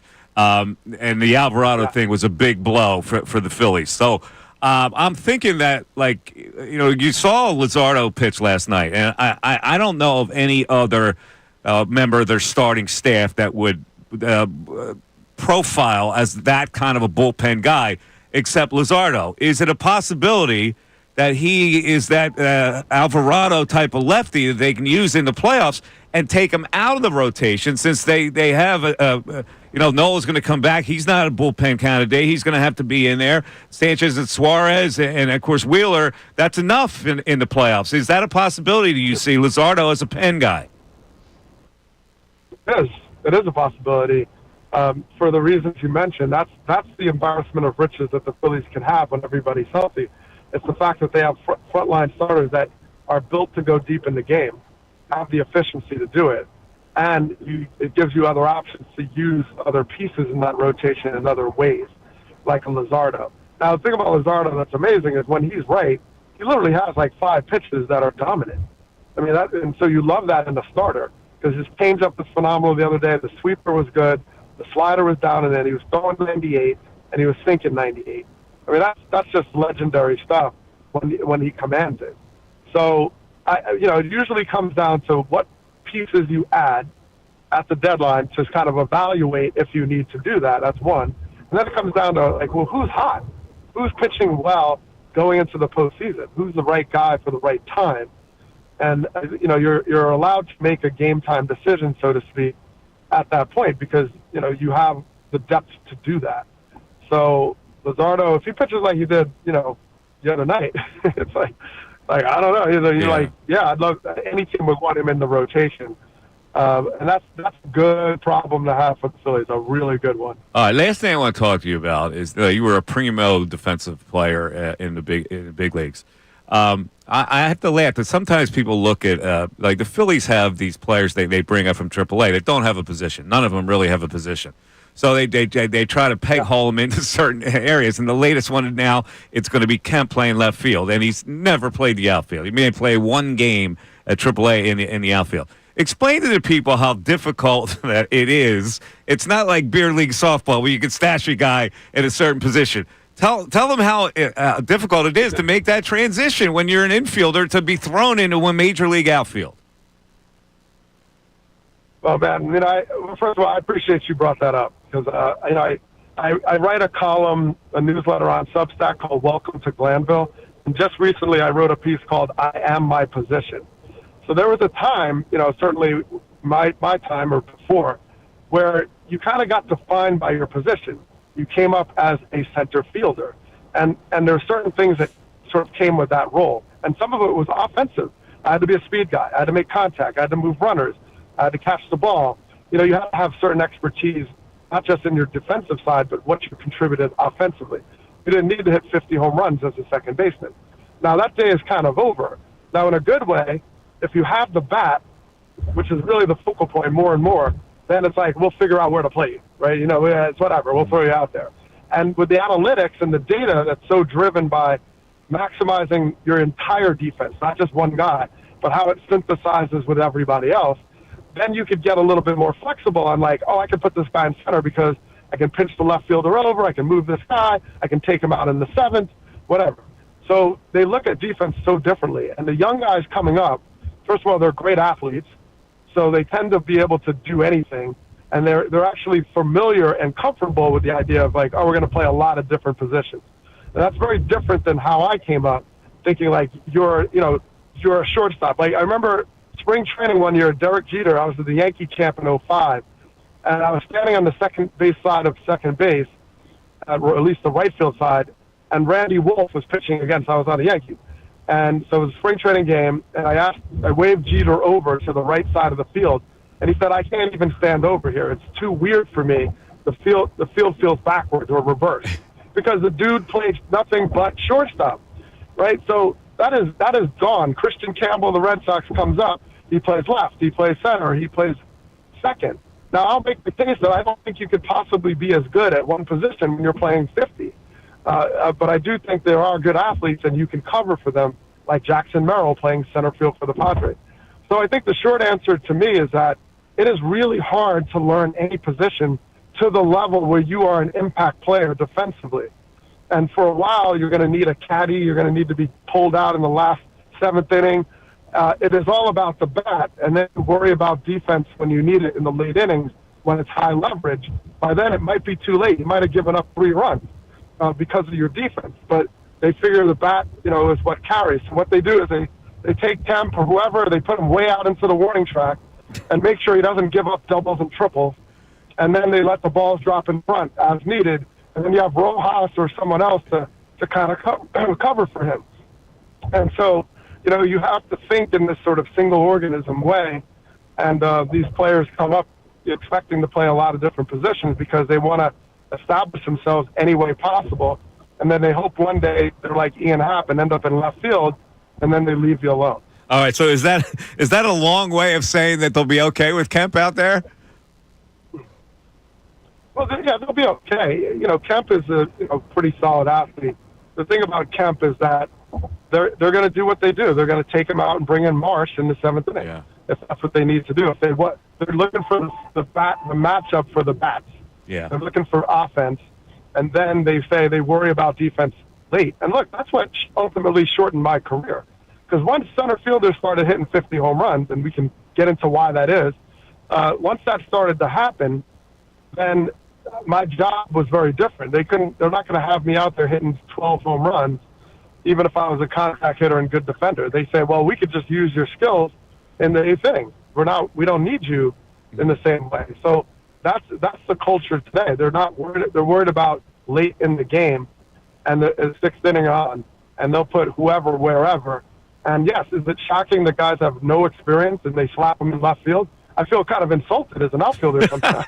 But it's like, but left field is tough, dude. Like left field is not that easy. It's fast. The balls hook on you. You got right-handers, and but they are good athletes. I give a lot of these young guys credit. They kind of figure it out. They may not be Gold Glovers, but they eventually get to the point where they're serviceable. We shall see if this is going to work. Doug, always a pleasure to talk to you. We'll catch up the road. Absolutely. My pleasure. There's Doug Glanville checking in, and I don't know, did he sound in favor of Kemp in left field there? A little insulted. He's insulted. And I feel the same way. It's like, we got a softball game here. Tap the keg. You're playing left. 610-632-0975. Back after this.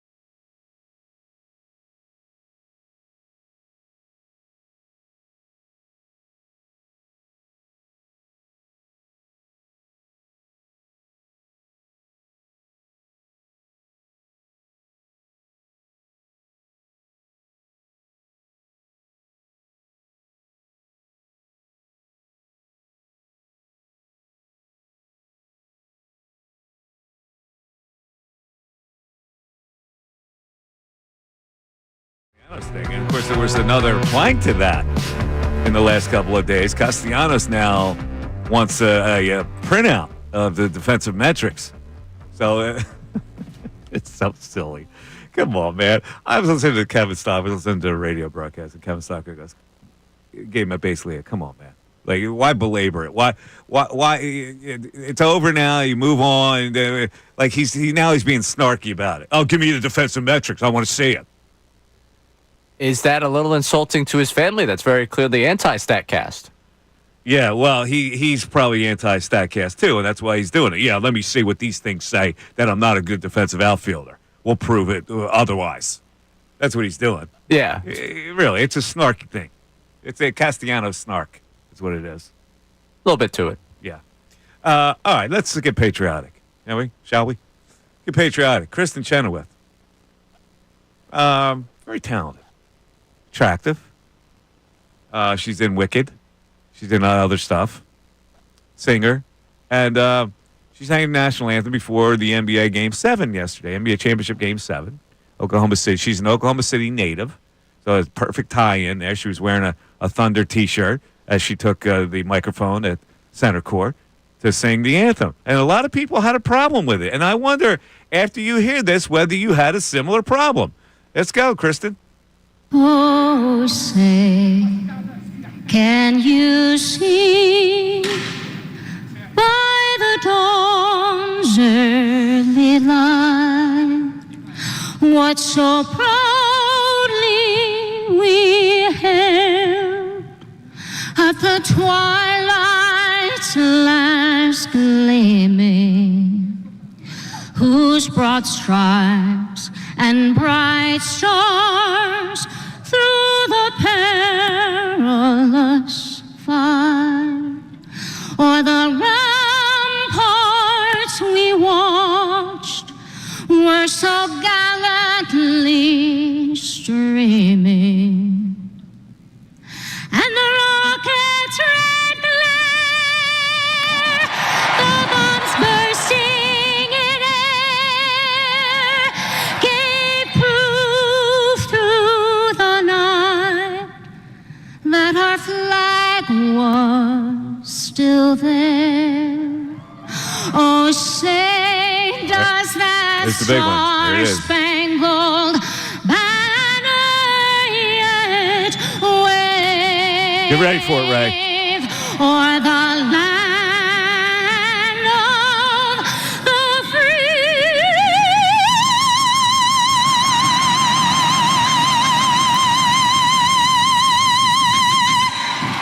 And the home of the brave. All right, then there you go.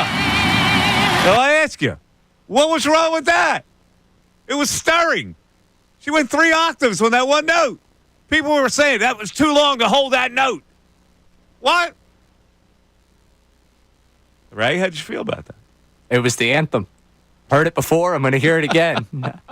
Good stuff. Let's play Game 7. No, was it a good rendition, or did it deserve criticism? I don't understand why that rendition deserves criticism. I've heard bad anthems. That wasn't one of them.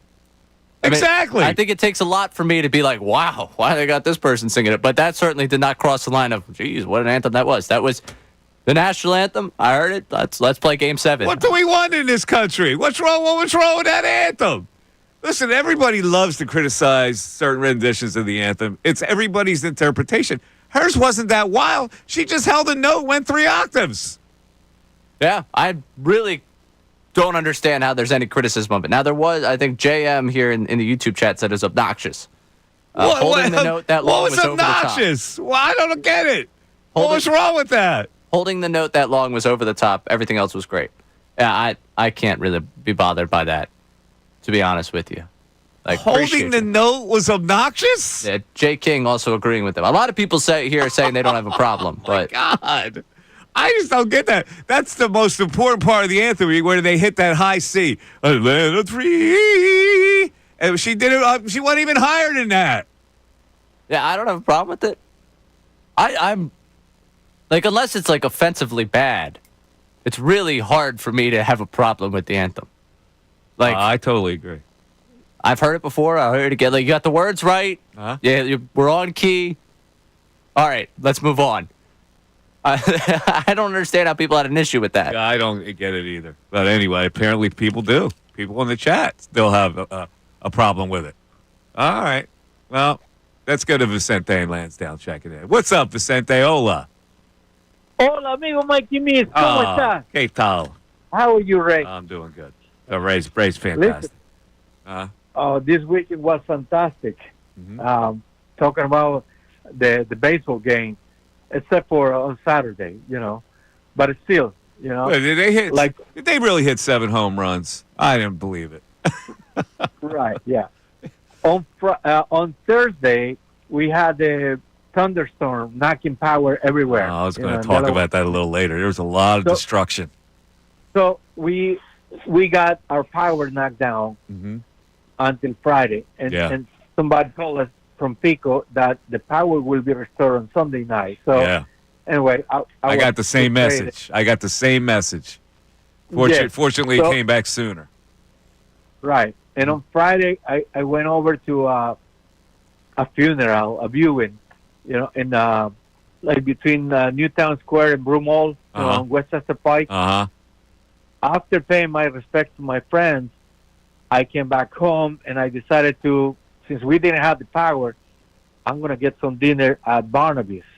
And so I was watching the game, the beginning of Friday game. How did Barnaby's have power?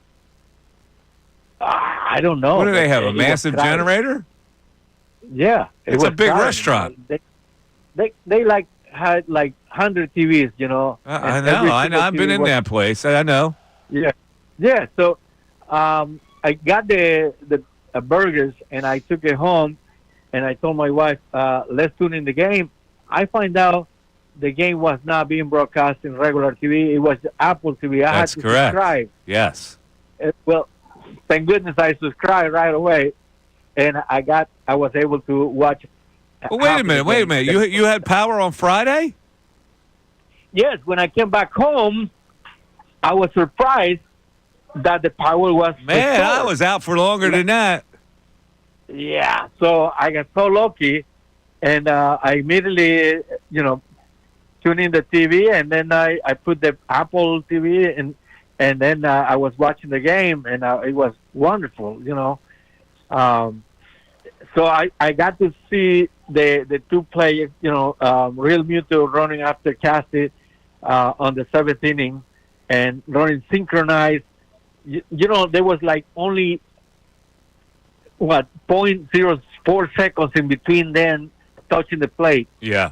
That was an amazing play. That really was. It was unbelievable. And after that, Castellanos said that that play reminded him of a 1993 movie, the Major League Baseball movie. Yeah, where they did score. In real life. That actually was a scene in Major League. Well, did Castellanos know the Real Muto was on his tail? Because it didn't look like he knew. Like Real Muto slid second, and he was all excited. And Castellanos didn't even turn around. It's like, did he know what happened? You have to hear him right there, right? Do you hear him? I would Thundering feel like behind it. you? I would feel like that was pretty silly, that play. Yeah, it's pretty funny. 610-632-0975. The news at noon is coming up at 12 o'clock. That's 9 minutes from now. Stay tuned. Fanatic Sports Update. A successful Sunday night. I'm Ray Dunn with this Fanatic Sports Update. Phillies beat the Mets 7-1 on Sunday Night Baseball, taking 2-3 from the Mets over the weekend at Citizens Bank Park. Kyle Schwarber's solo shot in the 4th inning ignited a 5-run rally against David Peterson. Edmundo Sosa had a 3-run shot in that inning to break the game open. Jesus Luzardo held the Mets scoreless over 6 2/3, striking out 7, allowing just 3 hits. With the win, the Phillies jumped into first place in the National League East. Rob Thompson addressed the series win after the game. Huge. Feels good. Anytime you win a series, it feels good, especially within your division. It was a great win today because of the fact it was a bounce back from yesterday, so it was good. We spoke with a man that was on the call for both games over the weekend for ESPN Radio that you heard right here on 97.5 The Fanatic. Doug Glanville breaking down the Phillies, where they're at right now, what they might do at the deadline. You catch that conversation one more time on our website, 97.5thefanatic.com. Phillies off tonight before a 3-game set starts tomorrow in Houston. The Thunder won the NBA Finals last night with a 103-91 win over the Pacers, winning their first championship since they relocated to Oklahoma City. SGA, your Finals MVP. Tyrese Halliburton appeared to tear his Achilles in the first quarter of that game, so he will likely be out for the entirety of the 2025-26 season. This update is brought to you by Rocket. Rocket.com is a single seamless home ownership platform to help you find, buy, sell, finance, even refinance your home. Get started today at Rocket.com. Rocket, own the dream. I'm Ray Doan in your home for the Sixers, Flyers, and Union. 97.5 The Fanatic and 97.5thefanatic.com.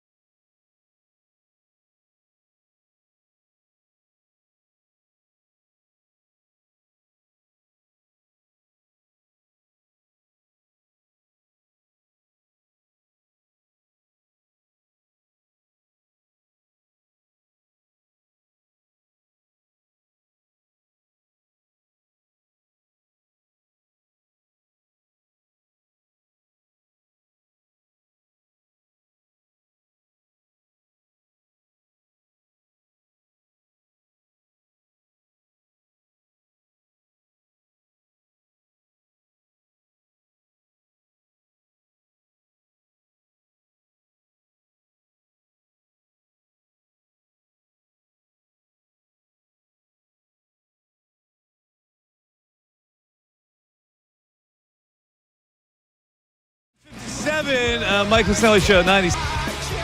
You get caught up in that storm? I was actually walking around my neighborhood, and I saw this clouds rolling in and decided, you know what? Maybe it's best if I go inside. So I walked back home quite quickly. Did you lose the power or no? No, we didn't lose any power. Lose power. I lost my power, got knocked out. So this is Thursday night, right? Thursday night. Thursday night. Thursday night, it happened, power gone. Now I took a day off Friday and I had a golf. So I wake up. What the first thing I do is I make coffee, and I go, oh man, no power, no coffee, no shower, no coffee. So I go, wait a minute, I got a French press. Boil a little water, back to the campfire days, baby. Look at you, French press coffee. That's impressive. Yes, but that's all I had. Now, here's the interesting part of this. I have a generator. Do you now? I do. And I hear Thursday night, I hear this. Guess whose generator didn't roar? Mine. Oh, no.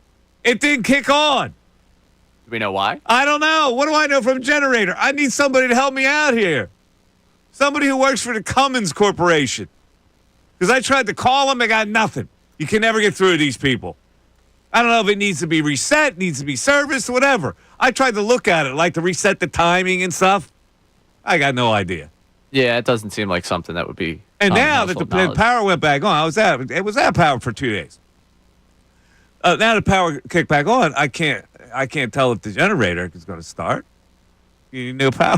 All right. You need no power to start the generator. I don't know how to start it.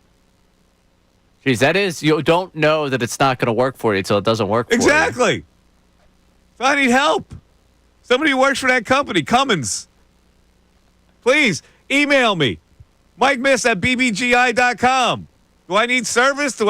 Can I reset it myself? What's the word? I mean, I would definitely not go anywhere near trying to reset that myself if you don't know what you're doing. It was the worst, though, because I'm tormented by other neighbors who have their generators on. Their lights are on. They're cooking. Their refrigerator's preserving food. Yeah. It's torment. You got nothing. Did you have to throw everything out? I threw a lot of stuff out. How long can it go without it being an issue? Well, I didn't open the refrigerator, so I kept like some kind of coolness in there. And then, fortunately, I had to throw a couple things out of the freezer because that's what really hurts. Yeah. You can't really let that But stuff. the hot shower, man. The things you take for granted without power. Yeah, the hot shower would be brutal. All right. 12 o'clock, by the way. It's the Mike Missanelli Show. Listen to WPEN, WPEN HD1, Burlington, Philadelphia, Beasley Media Group Station. Broadcasting live from the Comcast Business Studios, powering possibilities. Also, if you want to hit Ray up on the chat about my problem there, if you work for the Cummins Corporation, hit me up on the chat board. But right now, it is time for the news at noon.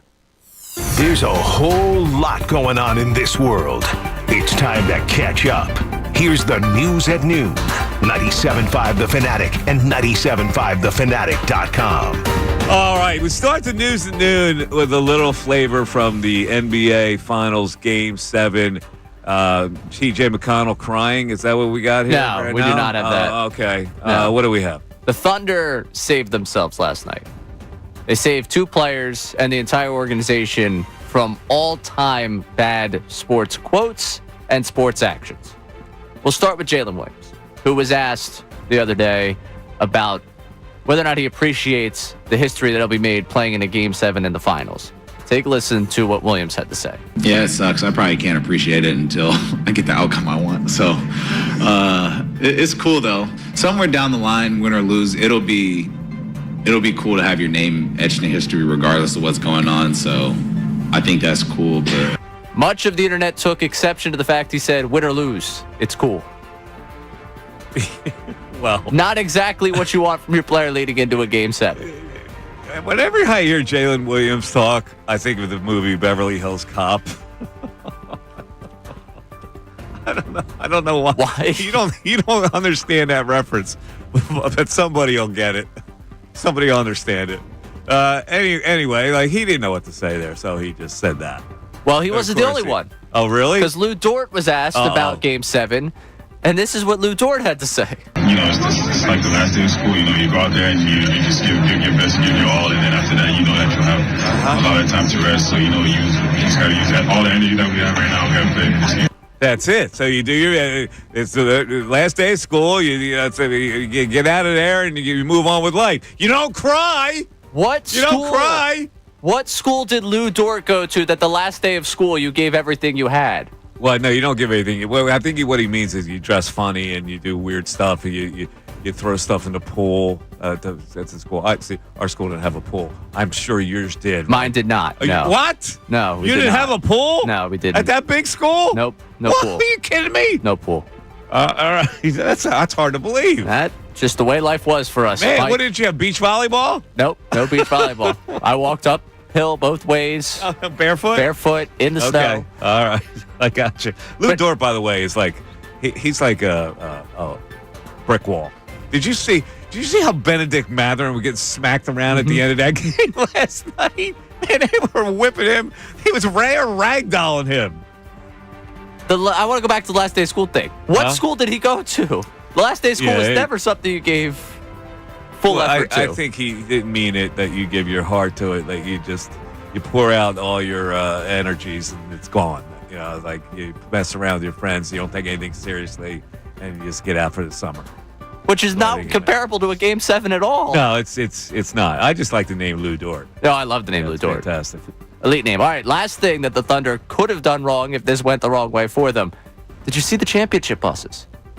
I did not see them. Were they customized? Yes, and they were already being posted prior to Game 7. Oh, a video that made its way to one Rick Carlisle. I just saw a video that's probably going to go viral of some buses, open-top buses, presumably for their parade that are already painted with them as champions. So that's all I'm thinking about right now. Oh, my God. This is before the game he said that? Before the game. Well, that's a little gratuitous, I think. I don't know you could do that. See, a lot of people go, see, that's a jinx, Mike. Indiana's going to win now. Well, no jinx. It was not a jinx, but Jalen Williams doing the win or lose, Lou Dort doing the last day of school and the buses. We could have had an all-time field day at the Thunder's expense. I know. Alas, they win. And but they didn't pull it off. It's a shame. Yeah, it's all right. Yeah. All right, keeping it with the NBA, though. Yesterday and throughout the weekend, Fanatics Fest up in New York. What the hell is that? All the biggest athletes getting together for Fanatics. What is that? I don't know. But what it did lead to was Kevin Durant being on stage as he was traded to the Houston Rockets. Here is the sound from inside of that room as they broke the news to that crowd. You're headed to Houston.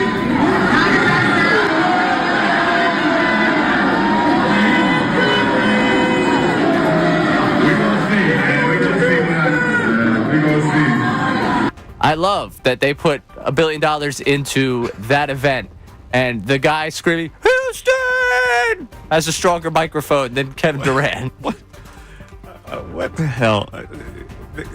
This Michael Rubin is going to be the biggest jock sniffer on earth. My God. The Fanatics games with a bunch of celebrities. He just loves being around the celebrities, doesn't he? Hey, we're about 2 weeks away from the white party again. I guess we are.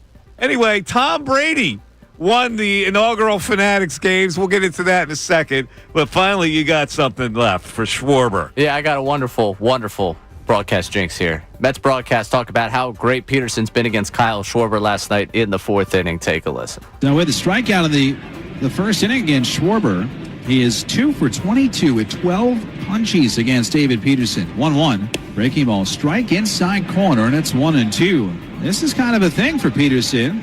No matter what happens in the Schwarber at bat here, the numbers have been good, and they have been good against another lefty, Shohei Ohtani. 1-2. Hit high in the air to center field and deep. Taylor is back. He looks up, and right on cue, it's gone. Straight away center field for Kyle Schwarber. His first home run ever against David Peterson. See, he covered his butt by saying, no matter what happens in this at-bat, right? Yeah, but it was covered his butt a little bit. Next second. All right, yeah. Well, that happens sometimes. Anyway, it's a jinx. That was the news at noon for today. Thank you, Ray. All right, so on the other side, we're going to tell you what the Fanatics games entailed. But Tom Brady won with 399.1 points. Tom Brady established himself as the greatest athlete of all time. That's what did it. Yeah.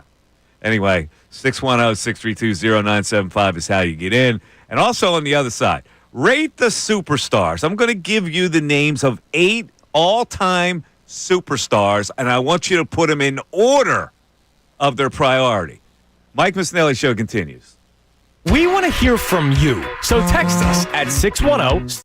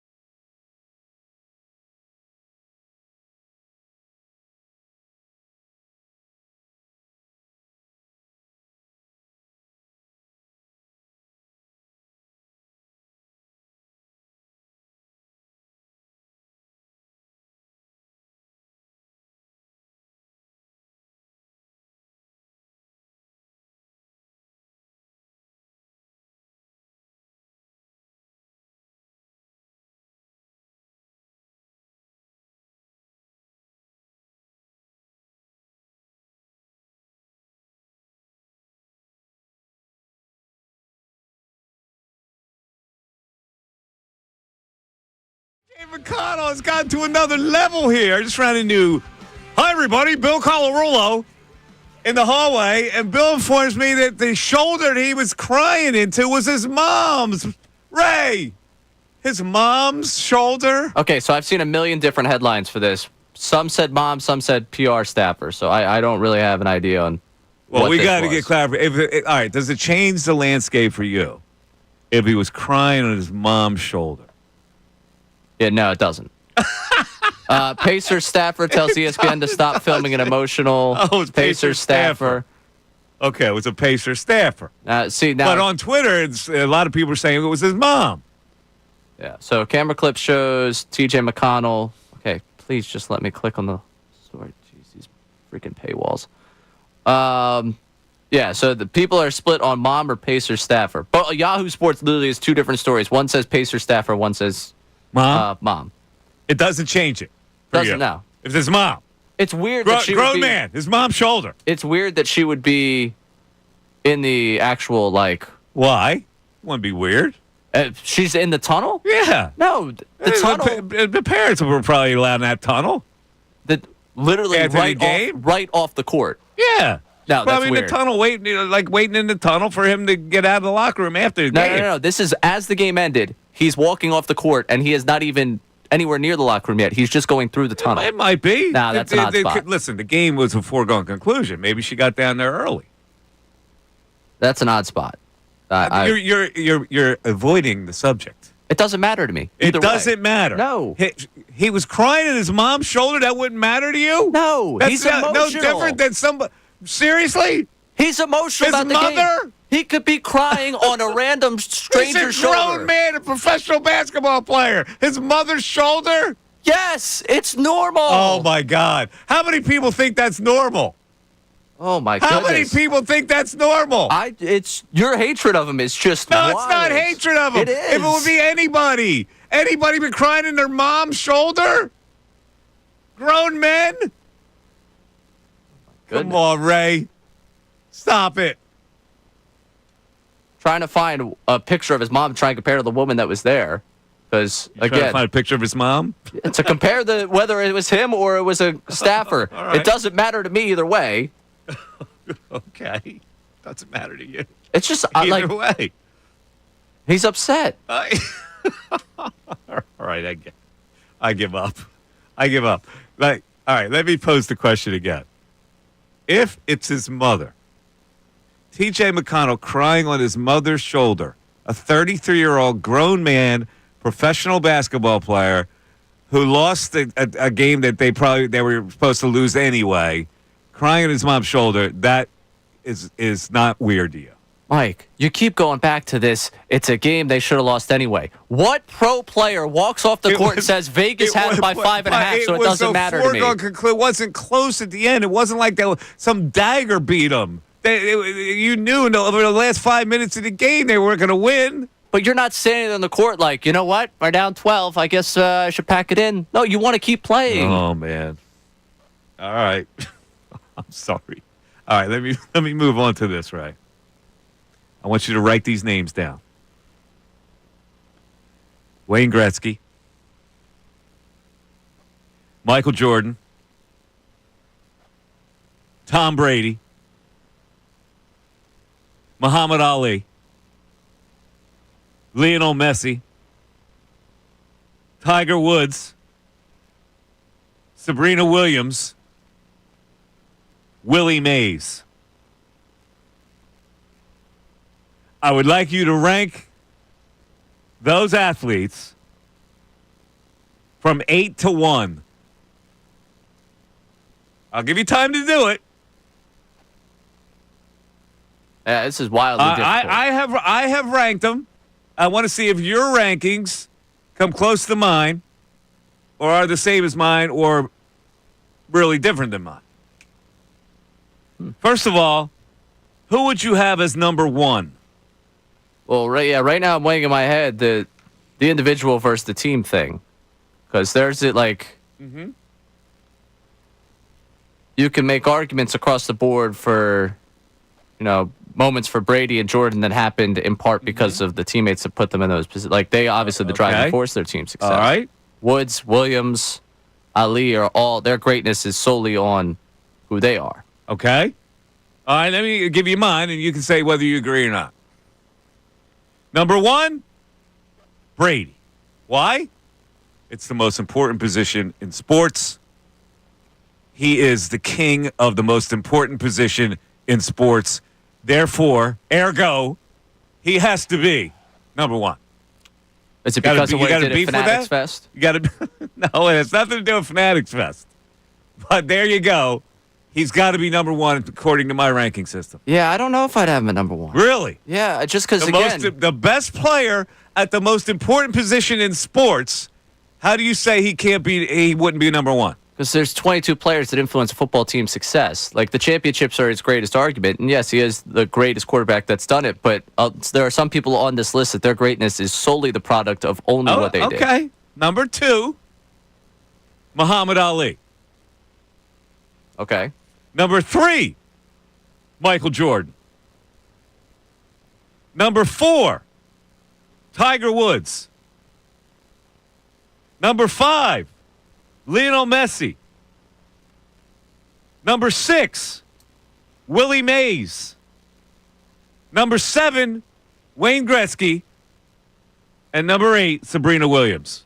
Serena Williams. Serena Williams. All right? Now, a lot of people say you can't put Serena 8th. Yes, I don't think I'd have her 8th on my list. Okay.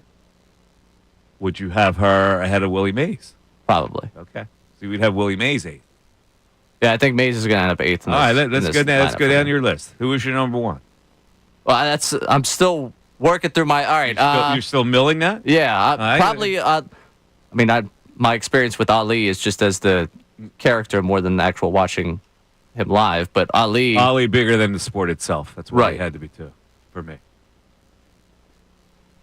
Ali, Woods.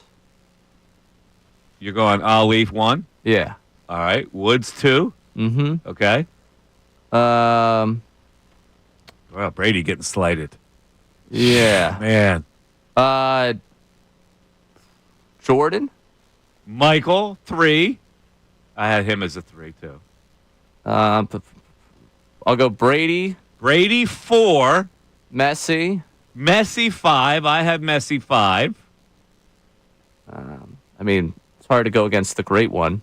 Gretzky. Then Serena 6. and then Mays. Serena, 7. Willie Mays, 8. It does feel like I'm slighting Serena, though, being 7. Well, who would you put her above? That's the tough part of this. I just like the individual nature of the sport. You have to drive your own success. Like True. If Jordan has an off night, Pippen can lift him up there. Brady can, have his defense intercept the pass to the 1-yard line, and he wins the Super Bowl. Yeah, but here's something you should also. Is Serena ahead of Djokovic? Well, Djokovic isn't even on the he's not on the list. But what I'm saying is, if you are the best in your sport, like all these other people are the best in their sport, every one of them. Is Serena the best in her sport? Is Jordan the best in his sport? There's no question he's the best in his sport. There's absolutely question whether or not I don't think so. What, you're saying LeBron's better? Yeah. No. And I'm a LeBron fan. Jordan is the best ever. Absolutely a question in that. Okay. Only one other one then. 610-632-0975. How would you rank those 8 people? We'll hear from you on the other side. Mike Missanelli Show continues. Fanatic Sports Update.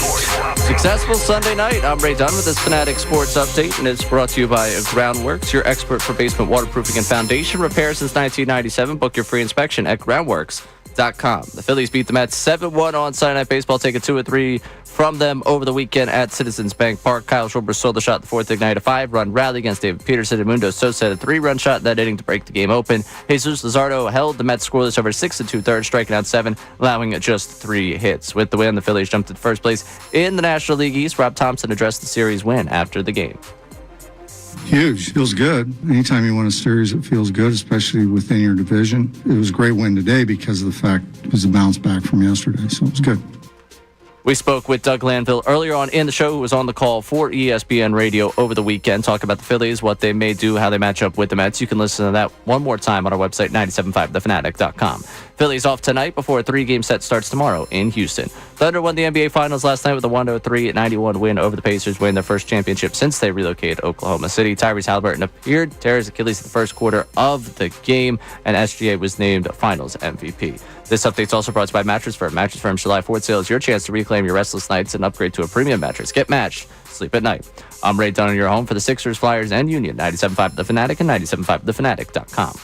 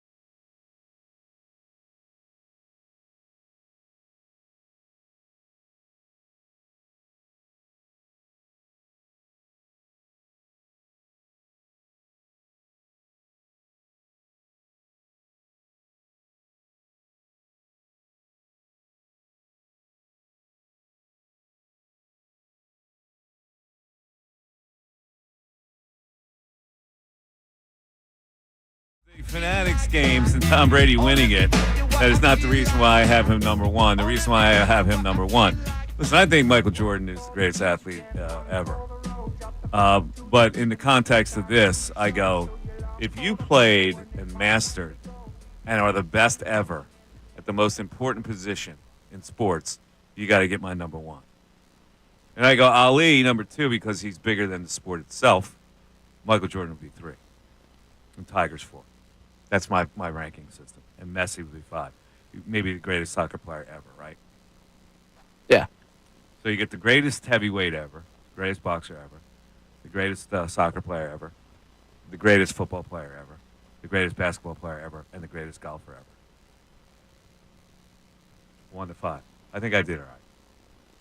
Well, your argument with this person is so far ahead of the rest. Wouldn't Gretzky then have to be higher on your list? No, because hockey is not as high profile or as, dare I say, important as the other sports. As golf? So, well, I think it was harder to do what Tiger did than what Gretzky did. There are a lot of great hockey players, maybe not to that extent. I mean, the guy just passed Gretzky. Nobody, like, you can make the case that Jack Nicklaus is better than Tiger Woods. I would not make that case. But I don't know. But then again, it's a decent argument. Yeah, I was going to say, in terms of major championships, he's not one, right? No, he's not number one. Nicklaus is. But I do believe that the competition, as you get into the modern day, was a lot more extensive. Okay. Yeah, there were like 3 golfers that contended in Jack Nicklaus's day. 3, 4 of the top-notch golfers. You know, Tiger had to beat everybody. Euros, the whole bit. I got you. All right, back to the Fanatics games. Brady won it. UFC fighter. Do you know who this is? Justin Gaethje? Nope. Not UFC. Who that is? He finished second. He won a Ferrari 812 GTS. Brady won $1 million. Brady. What is Brady going to do with that? Well, he given. There were 50 regular people in this competition.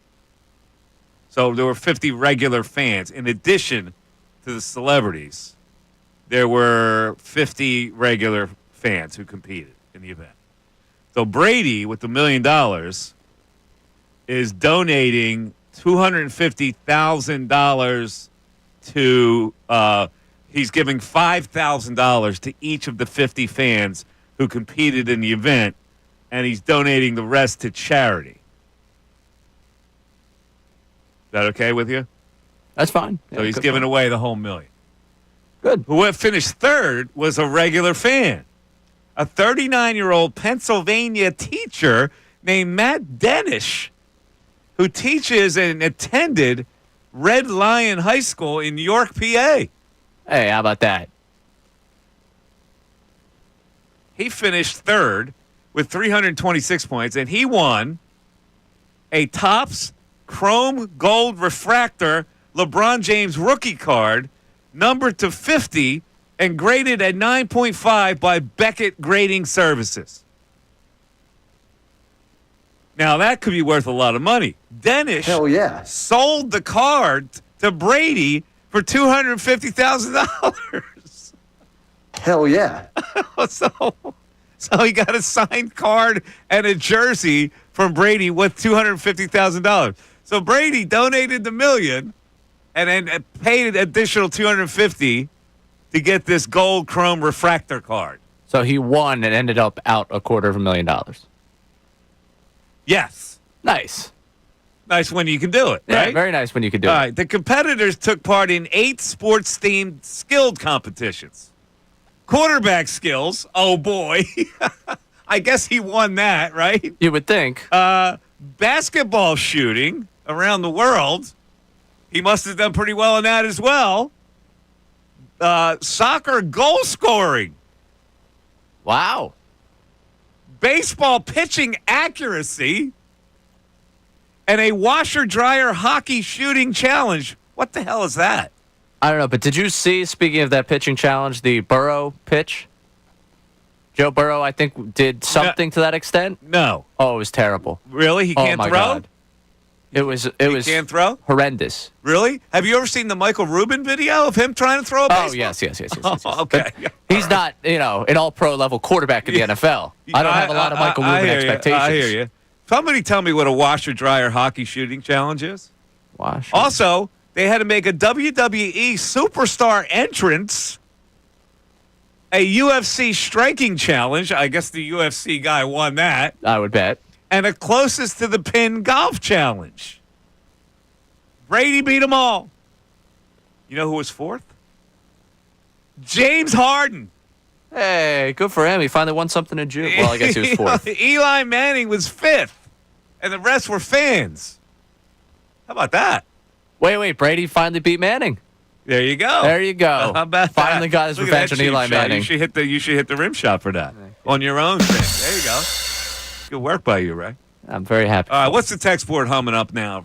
Text board, getting back to some Phillies conversation here. Unnamed text here from Jersey. Friday was the best baseball game I've seen. I'm 35 and watched all but 2 games this year, but let's not get too excited because the Mets are still have our number and are a better club. On the other hand, the Phillies are unstoppable when they get timely hitting, which is contagious. This weekend, I finally saw my team look like they could win the World Series. I don't think that the Mets are a better club. I don't know that they are. I know the record was for a long while. I don't know if I put the teams side by side, I'm not so sure that I would take the Mets over the Phillies. And I know that, listen, I'm saying that knowing that the Phillies have some holes and that this left field situation may come back to bite them. And the first base situation with Harper's tenuous status right now. But I look at the Mets and I go, I'm not so sure about that. Their top 5 are pretty extensively good. But other than that, is their bullpen great? Is the rotation great? Here's the way I'll grade out their bullpen. Reed Garrett gave up 4 runs without getting an out on Friday night, and his ERA jumped to 2.45. Yeah, I get it. He's usually effective, too, but no, he wasn't in that game. No, he wasn't in that game, but they have had one of the best bullpens in all of baseball, and they're still going to add to their bullpen at the deadline. Yeah. So, I mean, that's a massive difference between these two teams. And you saw Saturday what they're capable of offensively. And again, granted, it was Mick Abel who couldn't get the ball down at all in that game and struggled. But that top of that lineup is potent, scary. And those guys can really cause issues for you in a way that I would love to say that the pop and the power is there for the Phillies this season, but we're still waiting to see some of that show up for them. It was great to see him win over the weekend. It was a good series, and I'm telling you, I look closely at the Mets, and I go, okay, there's a lot of hullabaloo, but I'm not so sure about this team. I think the Phillies are slightly better and can grab one of those 2 seeds. Now, the schedule gets really tough from this point on. Though it started with the Mets, they won 2 of 3. Now they go on the road, Ray, at Houston for 3, at Atlanta for 3, and then home against the Padres, Reds, and then back on the road at San Fran and at San Diego as you go into the All-Star break. Now, we looked at that, and this will define what the Phillies are, I think. Yeah, this is that stretch before the All-Star break. I mean, we were looking at them being 1-9, and we did the 31 games leading into the break. This is where you really got to define where you're going to end up for the rest of this season. And Houston's going to be tough. It's funny that the Braves look like one of the easier portions of this stretch, even though they have been winning recently. But I mean, Wheeler does not pitch against the Braves.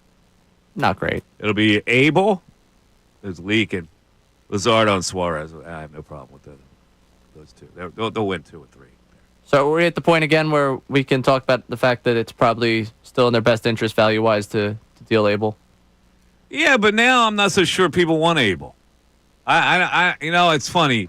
He had to be really successful. The more successful he was, the more he would tease you into keeping him, but it would lessen his trade value. And now, so he's not pitching as well. What is his trade value? Still pretty high. You think so? Yeah, I mean, he's still got a mid-3s ERA in his 5 starts, and he's young where it's like, all right, he's still got a lot to learn in this league. It's not like, he's going to come up and pitch to a sub-2. Sure how he's being perceived right now. 610-632-0975. If you want to take a stab at rating those superstars, would love to hear your feedback. Mike Missanelli Show continues on 97.5 The Fanatic. Hey, everybody, it's Bill.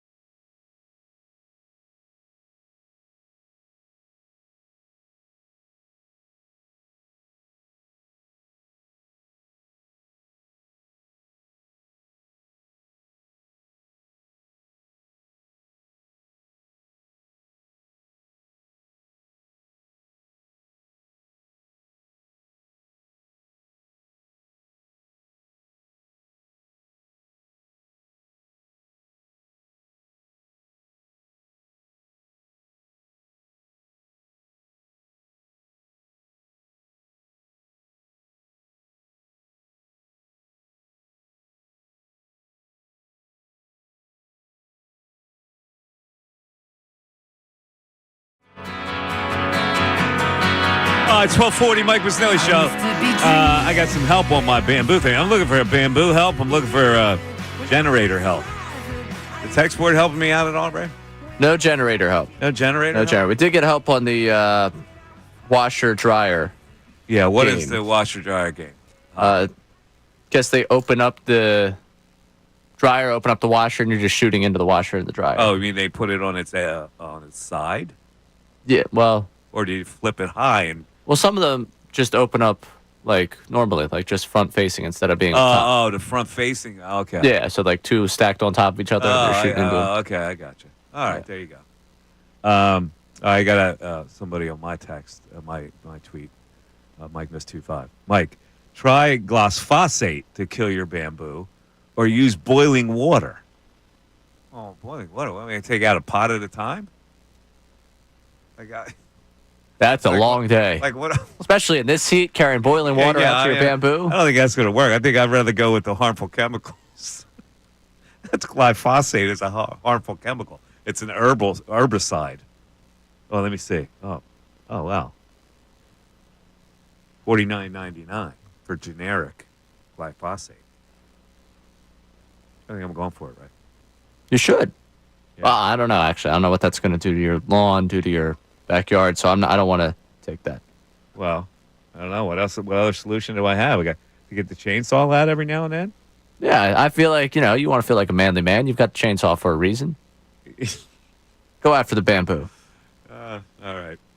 Here we go. Wait, what? sorry. Someone's offended. I missed their text. They wanted to help you out with the generator. Oh, what do you really? mean no generator help? I just said the same thing happened to me. It's the battery. You have to check the battery. The battery? It's kind of like a car battery.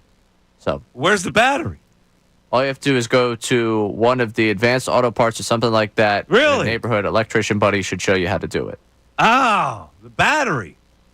Yeah, so you might need a new battery. All righty. That's good help. So I got to find the battery, but I don't My know. apologies. I don't know where the battery would be, but I'll find it. To Steve in Bucks County, thank you for your help. Yes, thanks, Steve in Bucks County. Appreciate it. Guess who's on the line? Tasty Cake Dom checking in. What's up, Tasty Cake Dom? Mike, how are you? Good. How you doing, buddy? I'm good. I'm listening to you, rehabbing up and trying to get out of here. I had surgery, so I'm in rehab. Oh. You doing well with it or what? You doing okay? Yeah, I'm doing good. Okay. I'm doing good. Good. Mike, can I take 20 seconds to compliment Ray Dunn? Certainly. The Sunday baseball knowledge. Ray, didn't you have a caller call in? Baseball Insider tell you Lazaro was going to make the ball do a cha-cha and go 7 goose egg innings? Are you calling me to compliment me, or are you calling me to compliment yourself on this one, Tasty Cake Tom? No. You know ball. I give you credit. It was great yesterday. You had it nailed. The cha-cha was out in full effect, and you got almost the exact 7 innings of scoreless baseball. It was a good call from you yesterday. Well, you know what I thought, Mike? I thought since the Mets got all juiced up with the batting practice on Saturday, that they'd be swinging from the heels, and Lazaro can make that ball dance, and they would struggle with that. Yeah. Well, you're right.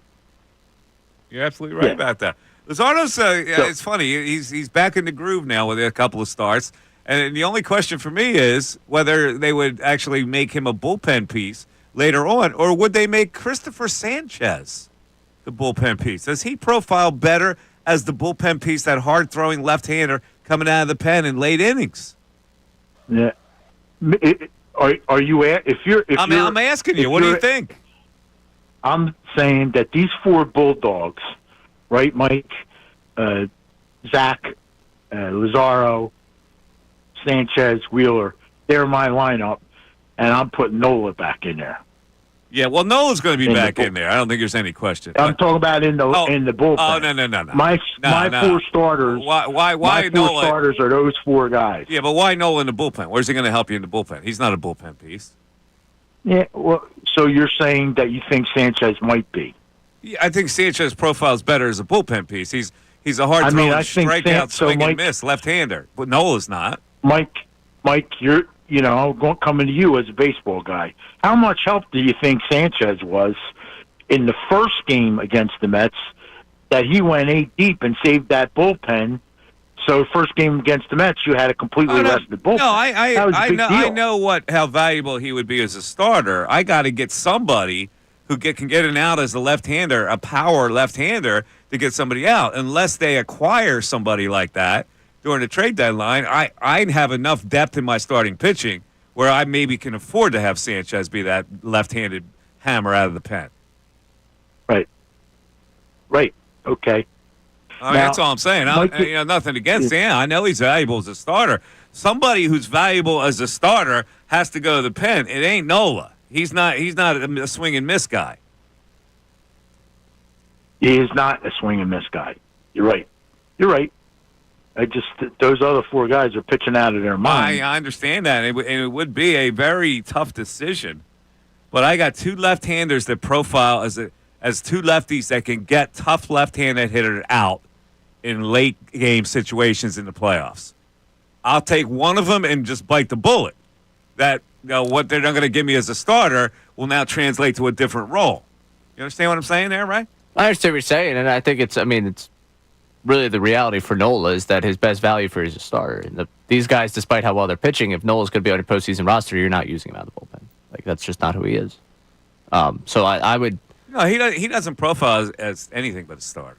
No, and that's. And you just got to cross your fingers that he would be effective as a starter. Right, and hopefully we're going to see him after the All-Star break, and we'll get 2 months of him trying to get into the shape where he gives you something. Otherwise, he's going to become real acquainted with the top step come postseason time. Yes, top step. Yeah. The Taiwan Walker. Yeah. Top step. No, top step. Taiwan's coming.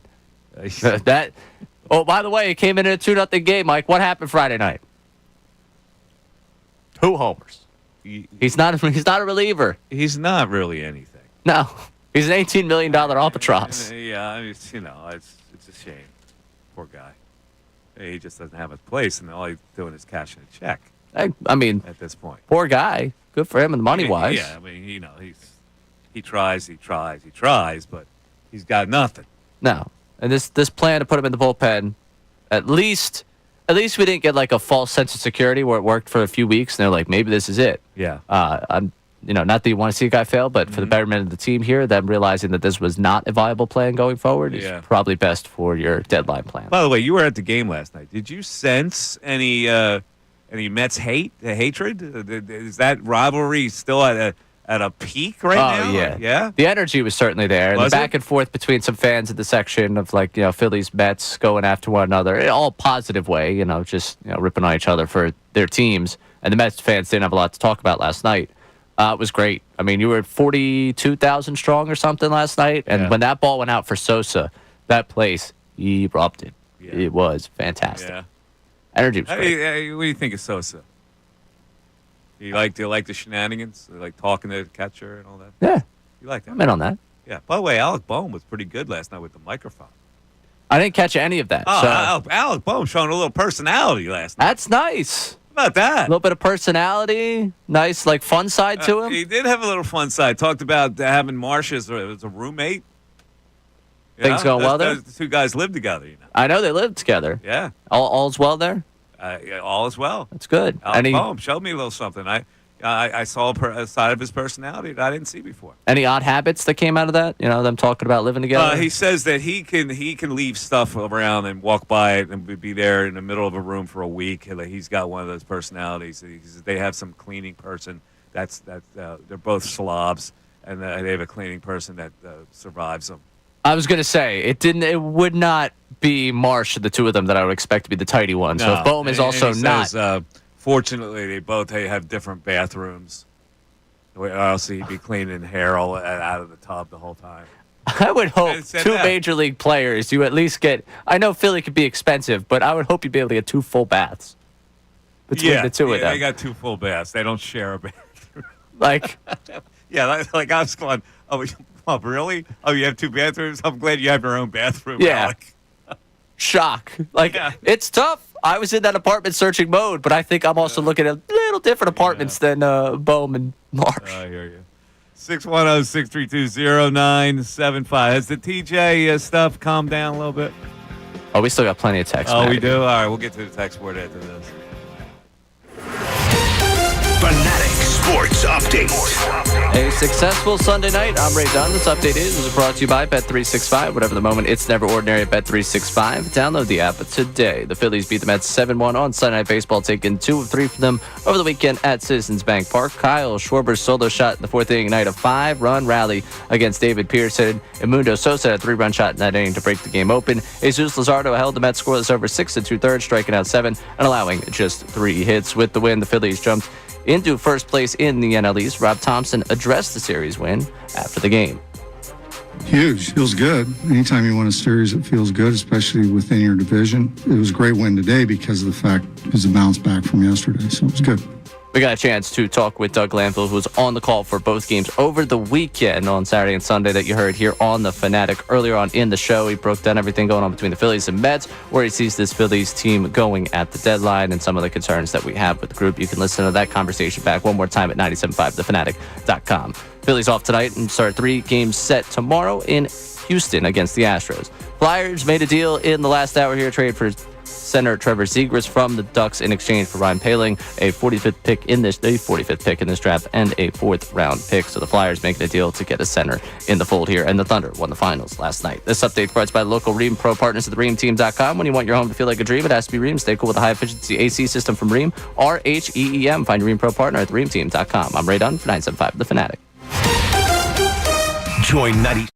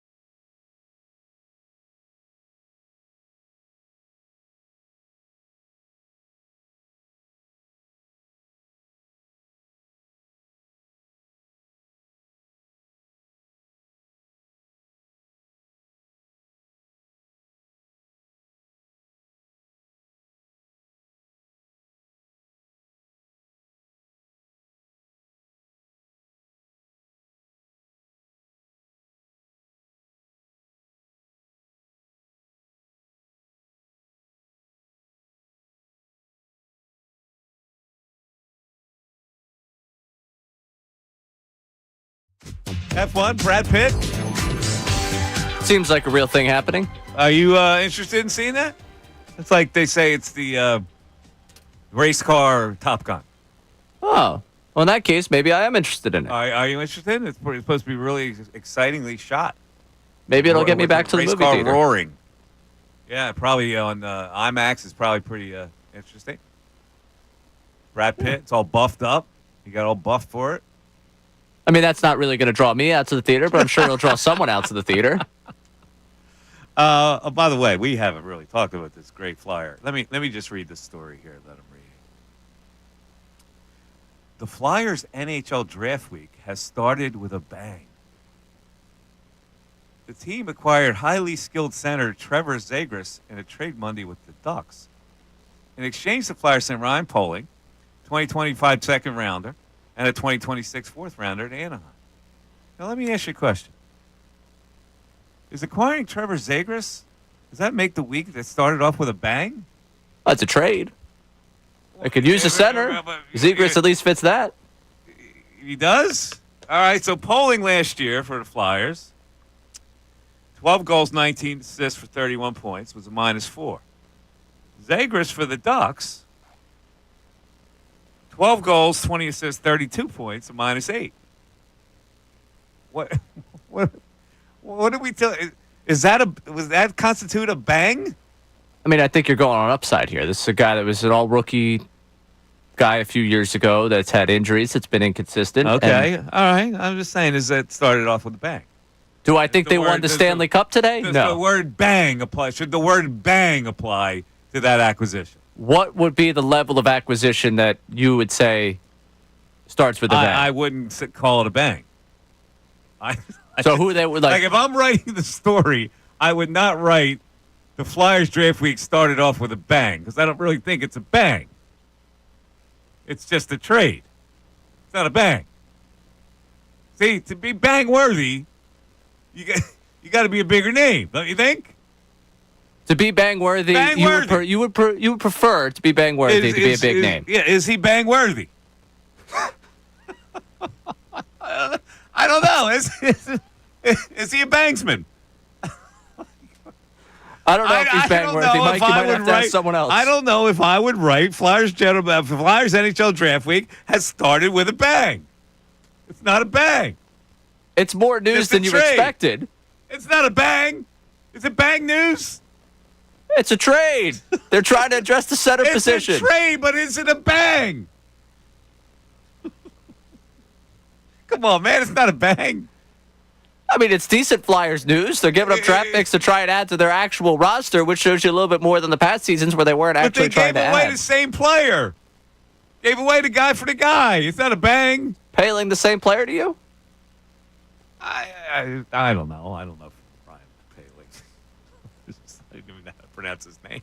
Yeah, I mean, I think I just look at his numbers. I think there's them banking on upside here with Zegras, and I'm not telling you that I am, the aficionado on hockey here that's going to break down this one the best for you. But you might be right here. Let me just read here. Besides making an immediate impact with the Anaheim Ducks during his rookie season, Trevor Zegras provided plenty of excitement. The forward scored the fourth lacrosse-style goal in NHL history with a 5-4 win against the Montreal Canadiens at the Bell Center on January 27th, 2022. There you go. How was that play that what's the name hated? The late, great former Flyers coach. What? Also, if you spin the mic, I think something happened in there, Mike. You're sounding kind of hollow. How about that? Yeah. How about that? That's much better. All right, yeah. The mic spun. Coming in hollow. So we were talking the lacrosse goal? Yeah, the lacrosse goal. That's good, I guess. He scored if the Wings need help, I'm sure he could provide some help for them as well. Yeah. Both in the same building. He's American, too, Zegras. Did you know that? Zegras? Yeah. Born in Bedford, New York. Began skating at 3 years old and played in the Rising Stars youth program. Grew up as a fan of the New York Rangers and emulated Chicago Blackhawks forward Patrick Kane. Oh, geez. Kane's his idol, and he grew up a Rangers fan. Never mind. He's out. Bust. This is over for us. He played at Boston University, Zegras. Did you know that? Wow. He and I would have been at Boston U at the same time. There you go. I should have went. I was not that familiar with him, especially not that familiar with many hockey players for a reason. But especially one who played in Anaheim. I got. They like their Anaheim Ducks, don't they? This Flyer team. It do. This Flyer front office loves those Anaheim Ducks. It's becoming like the old Astros deals between the Phillies and Houston back in the day. You're listening to WPEN HD1 Burlington, Philadelphia, Beasley Media Group station, broadcasting live from the Comcast Business Studios, powering possibilities. We have been all around the map today, and I threw out in the last hour, rate the superstars. Do we have anybody rating the superstars on the text board? We didn't get actual 1 through 8 here, but if Ali's on the list, shouldn't Pele be considered because he's someone who is greater than their sport? That's a hard choice for me. It is. Ali is bigger than the sport itself. He is probably the only one who's bigger than the sport itself. Like Wilt would be bigger than the sport itself. Babe Ruth would be bigger than the sport itself. So I have great reverence for somebody who's bigger than the sport itself. And so I had a problem with putting Ali behind Brady at 1. But I have great reverence for the most important position in sports, which is the quarterback, which he mastered.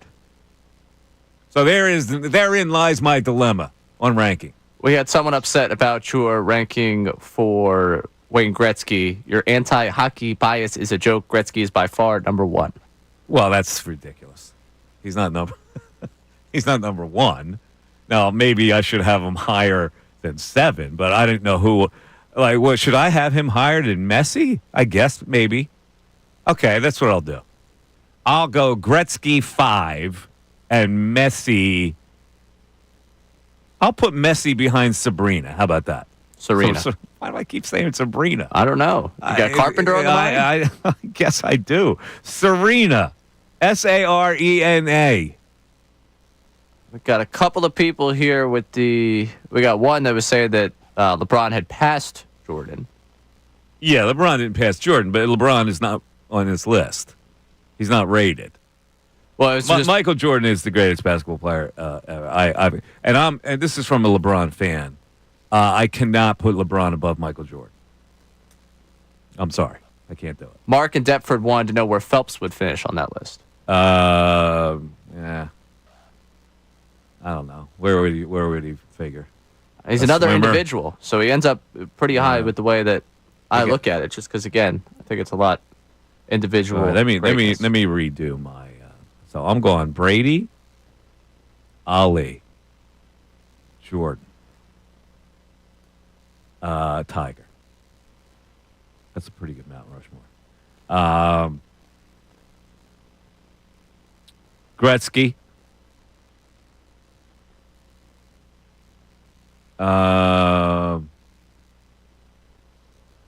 Serena. Messi. Mays. Is that good? Brady, Ali, Jordan, Tiger, in this order. Gretzky, Serena, Messi, Mays. I think I got it. I think that's the quintessential list. All right. You okay with that?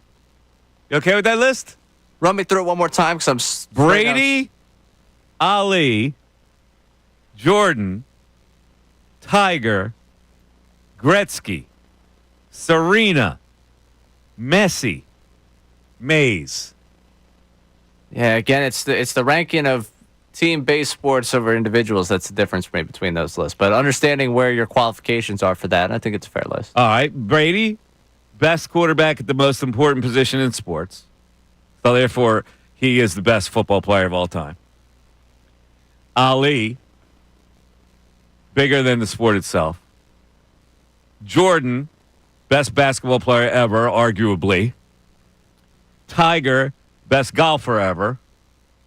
Gretzky, best hockey player ever. Serena, best women's tennis player ever. Messi, best soccer player ever. And Mays, best baseball player ever. Yeah, I mean, I'd still have to rearrange, but I understand what you're saying. All right, so how did you arrange it? You had Mays 8, didn't you? Yeah, I had Mays Okay, eighth, so what did but- you had? Ali first? Yeah, I Woods think I had second. Ali, Woods. Jordan. You had Woods above Michael Jordan. Yeah.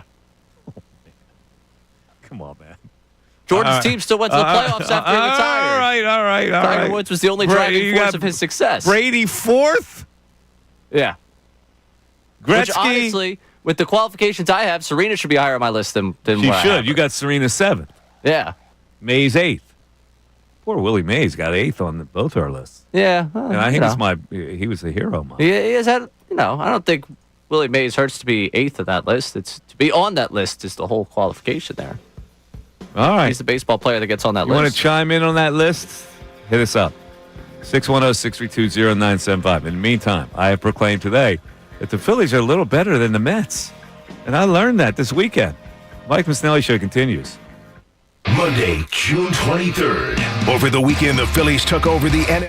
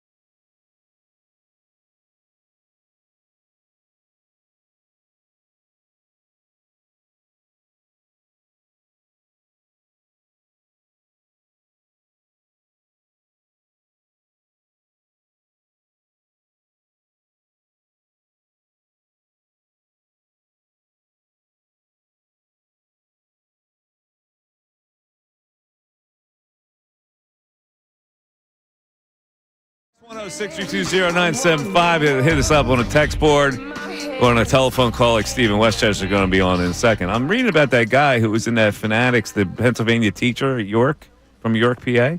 Right. 6'6". He competed in basketball, track, and cross country at Red Line High School in York. He went on to run track at the Division I level at East Carolina University in North Carolina. What? My man didn't play no ball, no baseball. He was a tracksman. Now at 6'6", what could he have done? Was he a high jumper? Long jump? I don't know. High jump. We don't know what he competed in. Could he have been a distance runner at 6'6"? Did cross country. Imagine he would. Maybe he was a distance runner. Yeah. Marathon runner or something. It's amazing. 10,000 meters.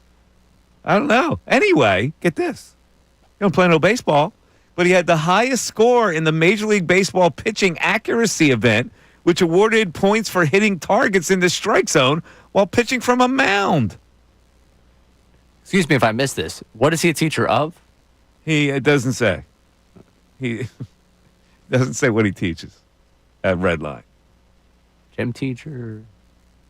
I don't know what he. Yeah, I don't know. Well, sorry, physical education teacher. Well, is he? I don't know what he is. That's. I would assume a 6'6" athletic guy. You know. Maybe he's a math whiz. Maybe he's a math whiz too. Just he seemed like to have a lot of time for sports, so maybe he's working out on the side. I don't know. This guy's got a very interesting little thing. Okay, so Brady was all about him. And let's see. He applied for this. I guess you had to apply for this. He included a clip in an audition video from last year when he hit a half-court shot at a 76ers game to win $10,000 towards his existing season ticket package. Where is Did we get news on this? Danny, what's his name? He also included video from his school's faculty versus student basketball game when he dunked over a student who regrettably attempted to take a charge and became a poster. Oh, no. You still up to school after that? You had to take the day off after that? Matt Denish. He was having dinner with his family on Sunday for Father's Day when he received a call from an unknown number. It was Michael Rubin. He was really excited and energetic to invite him into the competition. Should we throw this guy an invitation? We got to get this guy on the air. Yeah, I just found his info. You got him? He was also a cross-country runner. I got his... he's a cross-country runner, his college numbers up here as well. We want to know what he teaches there at that fine school in York, PA. He has been teaching at Red Lion since 2009.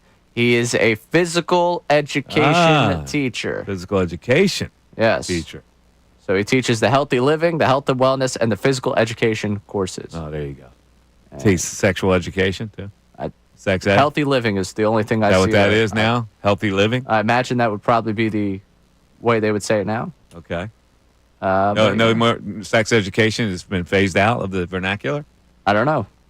But I don't know what else healthy living. Maybe they're teaching them diets, how to keep exercise. I thought that was the point of physical education. That used to be called health. Yeah. Well, healthy living, health and wellness, those are listed as two different courses. Okay. Then. So I don't know. Maybe it's a smaller. I don't know. Do you find ping pong exciting to watch? I do. Yeah. Would you rather watch ping pong or soccer? Soccer. I'm just kidding. Let's go to Steve in Westchester. Steve, you're on 97.5 The Fanatic. Steve.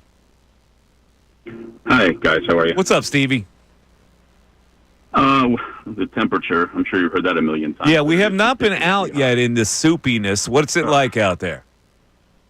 Stay inside. Sleep over. It's awful. Is it really? All right. Sleep in the studio. Normally, the heat doesn't bother me because, I got the Mediterranean situation going on in my genes. I do too, but I took my father. He's more from the mountains of Greece. My mom was from the islands, so I'm the awful. I got you. I hear you. Anyway, so I only just tuned in like a few minutes ago. I'm assuming this list you guys are doing is more. It's not just athletic achievements, also like superstardom, like off the field too. No, there's no criterion at all. It was sent to me by one of our great listeners out there, Dawood, on social media. He said rank the superstars from 1 to 8. So it's in your head on what how you rank the criteria. For me, criteria that made Brady number 1 is he's the best player at the most important position in sports. So I had great admiration for that, and I rewarded him with the number 1 slot because of that. Yeah, I get your perspective. I'd rather do more like, in addition to in the arena and on the field accomplishments, what else they did. And that's why I only picked 5. Okay. Off the cuff here, so no. I'm not gonna let you get away with 5. You got to pick 8 for me, bro. You got to pick all 8. But give me your top 5, and then we'll piecemeal the others. Oh, okay. God. It'll be even more, off the cuff there. Number 1, I agree with you. Ali. It's number 1 for me because, you picked Brady first, but I picked Ali because he brought it in the ring and he backed up his mouth and everything else he had to overcome from a social standpoint, and he really stood for something outside. Very good choice. Very good choice, and I can be convinced in further conversations that maybe moving him ahead of Brady. Okay, so that's number 1. Number 2, okay. Similar. Tiger Woods. What can you say about the guy? He didn't break the color barrier in golf, but good did he elevate it to the stratosphere, and he was beyond dominant for those years before he had his issues. But to be fair, golf would be considered less athletic than the other sports. True, agreed. But the other stuff mattered so much in this case that I just put him at number 2. Okay. So, all right. Jordan 3. Now, Larry and Mike and Magic saved the NBA. Jordan took it to international heights. Mm-hmm. He was bigger than life. You still see the logo everywhere. And he was an unbelievable winner. So that's number 3 for me. Okay. Ruth, number 4. Well, he's not on the list. Ruth is not on the list. Oh. He's not one of the guys we're considering. It's Gretzky. It's Gretzky, Jordan, Brady, Ali, Messi, Tiger, Serena, and Willie Mays. They're the 8 you have to rank. Oh, okay. If that's the case, then I'll put Serena 4. All right, Serena 4. Okay. Dominant, number 2 all time in majors. Anyway, beyond dominant. Okay. I'll put Gretzky 5 because he didn't just break records. Now he was on great teams, but he didn't just break records. He doubled them. Okay. It's all right. ridiculous. That's fair. And you said Mays and Messier and Brady. No. Messi, soccer player. Oh, Messi. Oh, Messi. I thought you were. No, not Messier. Messi. I'm sorry. I'm sorry. Yeah, he would probably be the next one. Okay. I'll say because internationally, the guy, they consider him a god everywhere where he goes. Okay. And I'll put Mays because personally, I think he was the greatest player of all time. You didn't put Brady on the list yet. Yeah, he is 8th for me. Oh, you got Brady 8th? I do. I'll give you my reasons. I know you're a huge Brady fan. Oh, my. I'll give you my reasons. Now, okay. Was he the greatest or one of the greatest QBs of all time? Fine. But did he do any? He did nothing off the field to stand out in any way. Not to mention that he did benefit a lot from a lot of NFL rules changes. So I put him last as far as. You sound like a Philadelphia Brady hater, Steve. Yeah. Oh, you caught me. I knew it. I got you. Brady hater. That's why he's got to be. He never did anything off the field. First of all, you don't know what he did off the field. I'm sure he did a lot. As compared to the names he's with? Well, I don't know. I mean, did he? I haven't looked up his charitable endeavors. I just mean, we're talking about what you did for the sport. On the field, yeah. Obviously, you did a ton for it. Off the field. Deflategate? Uh-oh. I'm not even doing Deflategate on him. I'm not he cheated. He cheated, Ray. He should be 8th. That's not what I'm saying. Brady hate here, that guy, last caller. That's not what I'm saying. He said if he was going all-encompassing, including off the field, a lot more of these people have I'm going to look at Brady's claims off the field. Brady's off the field endeavors. Yeah, he got a bunch of people tied up in a crypto scam. He did. He also pushed dogs. Mike Missanelli Show. We're back after this. Fanatic Sports Update. A successful Sunday night. I'm Ray Dunn. This update is brought to you by Groundworks, your expert for basement waterproofing and foundation repair since 1997. Book your free inspection at Groundworks. fanatic.com. The Phillies beat the Mets 7-1 on Sunday Night Baseball, taking 2 of 3 from New York over the weekend at Citizens Bank Park. Kyle Schwarber's solo shot in the fourth ignited a 5-run rally against David Peterson. Mundo Sosa had a 3-run shot in that inning to break the game open. Jesus Luzardo held the Mets scoreless over 6 2/3, striking out 7 and allowing just 3 hits. With the win, the Phillies jumped into first place in the NL East. Rob Thompson addressed the series win after the game. Huge. Feels good. Anytime you win a series, it feels good, especially within your division. It was a great win today because of the fact it was a bounce back from yesterday, so it was good. We spoke to a man that was on the call for 2 of the games over the weekend on ESPN Radio, Doug Glanville. Talked about the Phillies, the Mets, the matchup between them, and what the Phillies might be doing come deadline time. The Phillies off tonight before a 3-game set starts tomorrow in Houston. The Flyers making a deal today. They traded for center Trevor Zegras from the Ducks in exchange for Ryan Poehling, a 45th pick in the draft and a 4th-round pick next year. And last night, the Thunder won the NBA Finals over the Pacers with a 103-91 victory. This update's brought to you by Payday, packed with peanuts and filled with golden caramel. Payday is one hard-working candy bar, so grab one now to power you through the day. Payday peanut caramel bar. Get to it. I'm Ray Dunn in your home for the 76ers, Flyers, and Union. 97.5 The Fanatic and 97.5 thefanatic.com.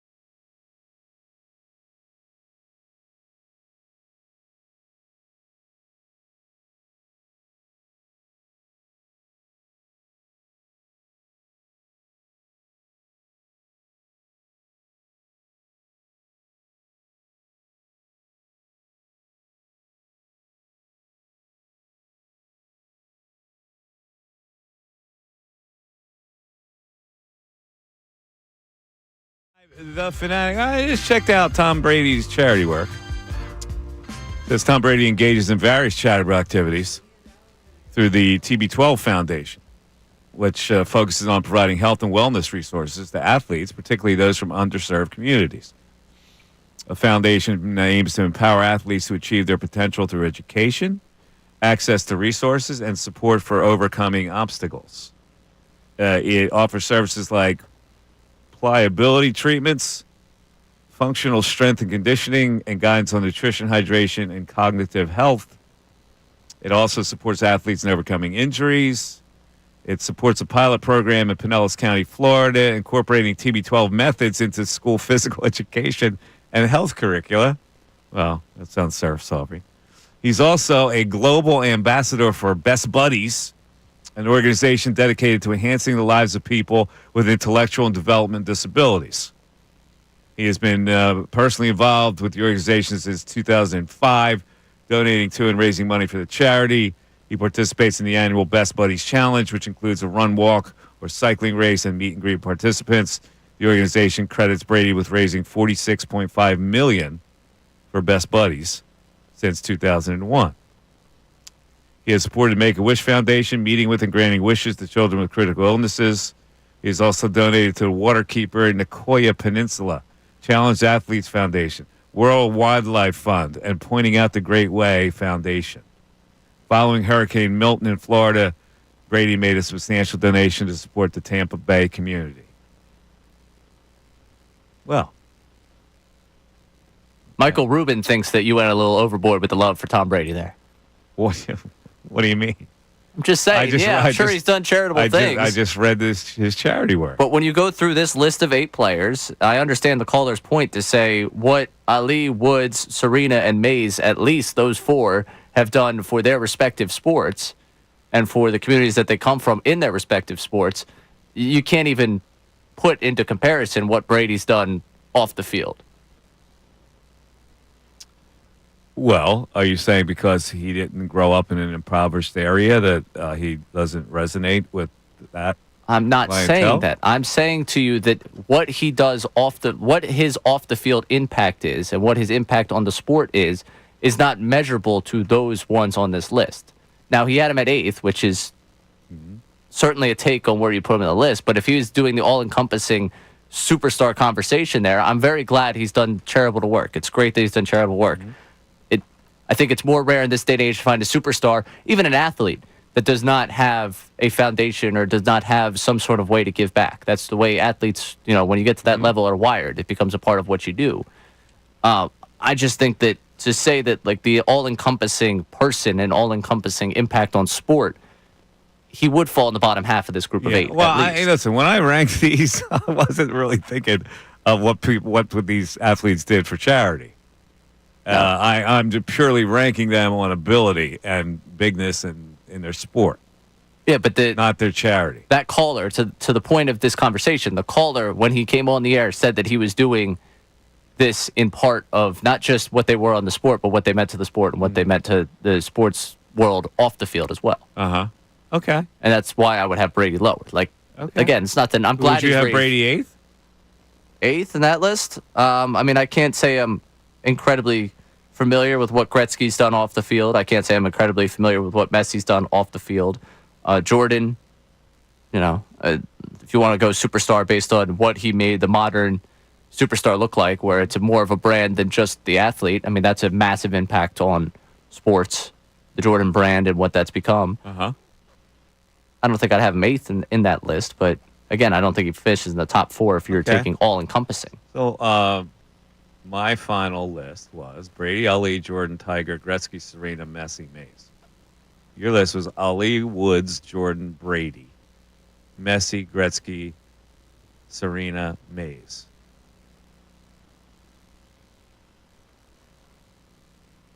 Yeah. All right. We can stand by those. Sounds good to me. All right. By the way, there's a story that also came out predicting some odd predictions for the, well, not odd, but predictions for what's about to come up in the NFL season. This is on NFL.com. And the writer was, it's Jeffrey Chada. Number 1, the Bills will win the Super Bowl. How do you feel about that one? It feels like the every single year dart throw at the dartboard before the season that one of these years Josh Allen has to do it, right? The Bills have to eventually win the Super Bowl with this group. Yeah. I feel like we get that bold prediction from everyone every year of like, yeah, you know what? This year will be the year the Bills get out of the AFC. At this point, I'm done predicting them to get out of the AFC until they do it. Okay. On a sub note, would you rather have their quarterback or Jalen Hurts? I'd rather have their quarterback. You would rather have Allen? Yeah. Okay. Number 2 prediction. Joe Burrow will be the league's most valuable player. How do you feel about that one? Assuming he stays healthy because that offensive line allows him to. Sure. You like that one? I could like that one. I mean, they had a pretty good case this year for it. All right. Number 3. This is not going out on a limb very, very far. The Eagles will be the first team to repeat as NFC champs in 21 years. You feeling that one? Of course. I'm feeling that one, but it's... I'm feeling that when they win 11 games, and I'm feeling it. Is 11 enough to get it done? I think it is. I think 11 is, even if they have to win a tiebreak, I think that will be enough over the Commanders. I think the Commanders, they're coming, but they're a 10-win team. Maybe they win 11 and the Eagles win on a tiebreak. So, that's not exactly going on. You see the Commanders winning more than 11? Could win 12. Yeah? I mean, I don't see that yet.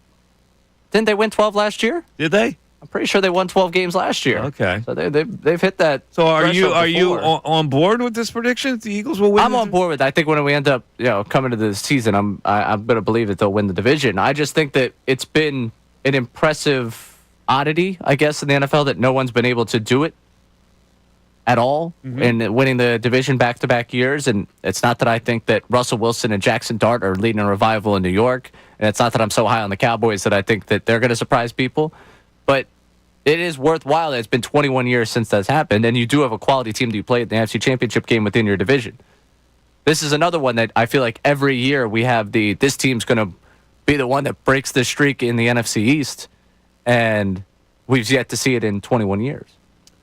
Number 4, the Broncos will snap the Chiefs' streak of 9 straight AFC West championships. So the Chiefs just don't care about the regular season. Flavor of the month, the Broncos. Everybody loves the Broncos now. Sean Payton. Yeah, Sean. Are you down with that one? No. You don't think that's going to happen? No, I don't think so. All right. Caleb Williams will throw for 4,500 yards and 35 touchdowns. You feeling that? With Ben Johnson? That feels a little like I could see him throwing for 4,000 and maybe crossing that 30 threshold. The Bears, when was the last time they had 4,000? Never? I don't think so. Yeah, they've never had a 4,000-yard thrower. Like he's going, I think he will be the first one to do it. I think it'll come this year with Ben Johnson. But that a little rich for my blood. Those 35 touchdowns, a lot of touchdowns, man. Yeah, that's a lot. Number 6, Daniel Jones will win Comeback Player of the Year. So I kind of need this. I'm kind of in on this. Like, I don't think it's going to happen, but I kind of love this prediction, throwing it out there. Richardson loses his job. Daniel Jones finds a way to, rebuild his career in Indianapolis. I think it'd just be funny, and I think it's the fact that I have Giants fans in my life, that if Daniel Jones has that season where it's kind of like, oh, my goodness. I think that's very plausible. I think he's a decent quarterback who just lost his way up there. You imagine Steichen being the one that brings Daniel Jones back, fixes him? I mean, he's got Josh Allen type ability, doesn't he? That's what they wanted to say. Yeah. All right. I mean, if he has Josh Allen type ability and he had Daboll as his head coach, there was really no better person to unlock. I guess. All right, number 7. Ashton Genty will run for 2,000 yards. Whoa! You feeling that one? No. We saw how difficult it is to get to 2,000. I understand they want to be run first. I understand he's incredibly talented, but it's really difficult to get to 2,000. You need it to break your... look at the season Derrick Henry had last year, and he didn't get to 2,000. I can't just all of a sudden think that The Raiders are going to be the one that makes that happen. I agree with that. I don't think there's any way he gets close to that. Number 8, Travis Hunter will be more impactful as a cornerback than a wide receiver. Well, that goes without saying. I think he's going to play cornerback full time, and then use him as a gadget player on offense. So I agree with that one as well. Number 9, CeeDee Lamb will break the NFL record for receptions in a season with a healthy Dak. Are you feeling that one? No. No, I'm not feeling that one. Let's see. He's going to go over 100. He'll have a nice season, but let's calm down. And finally, and I agree with this one too, Kirk Cousins will start for another NFL team this year. So what, we think someone's going to go down and get hurt and Cousins going to get dealt? Yeah. Is that how it's going down? Yeah, I think so. I mean, I hope, I guess, for his sake that it happens. You don't care very much about it. No, like, it's not. There's very little impact in your life. Yeah, I don't really, like, I got to watch Kirk Cousins enough in my life. Yeah. It's over. He had his moment. All right. If you want to climb in, we're coming down the home stretch. 610-632-0975. We'll get back to our text board. The Mike Missanelli Show continues. Andrew Salciunas, Sean Kincade. You want to talk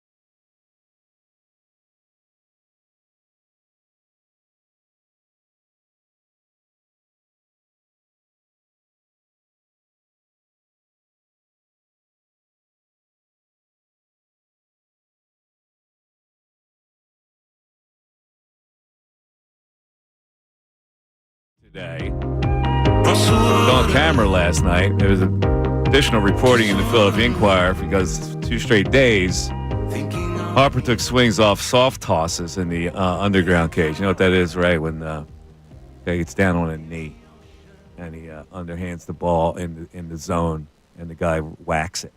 Yeah, I was great at that. Growing up, I was tremendous at that. Yeah, it's very dangerous to be the soft tosser. I've also been the soft tosser. That is dangerous. Did you ever get winged with a ball that went off the end of the bat? I luckily have not. Okay. Have you ever known anybody who got winged? Yes. Okay. In any event, he was hitting off a tee as well.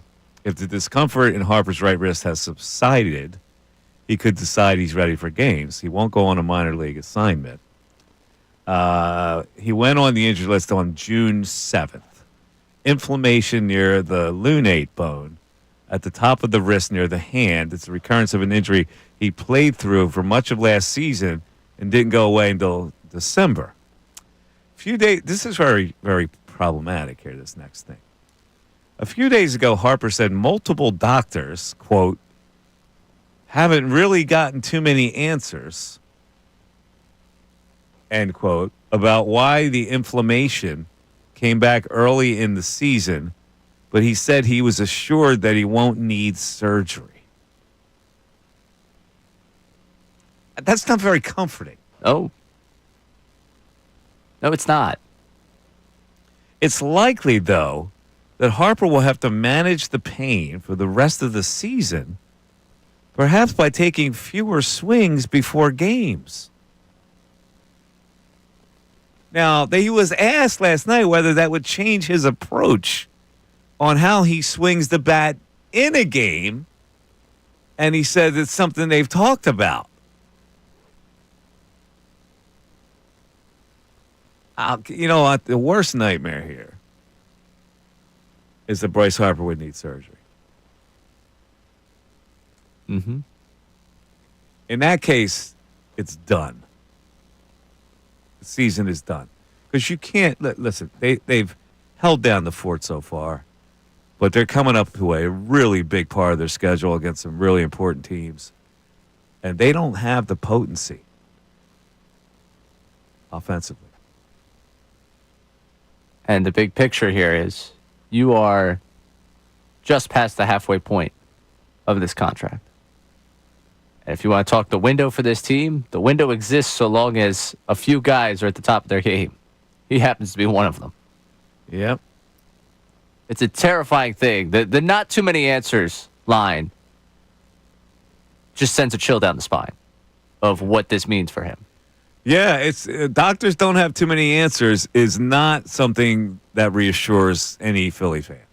No, I think like constant reevaluation is scaring you. I understand not having to have surgery right now is a good thing. Yeah, but not having an answer beyond that, and also changing the way he swings. Like, what are we going to see? Are we going to see slap singles Harper?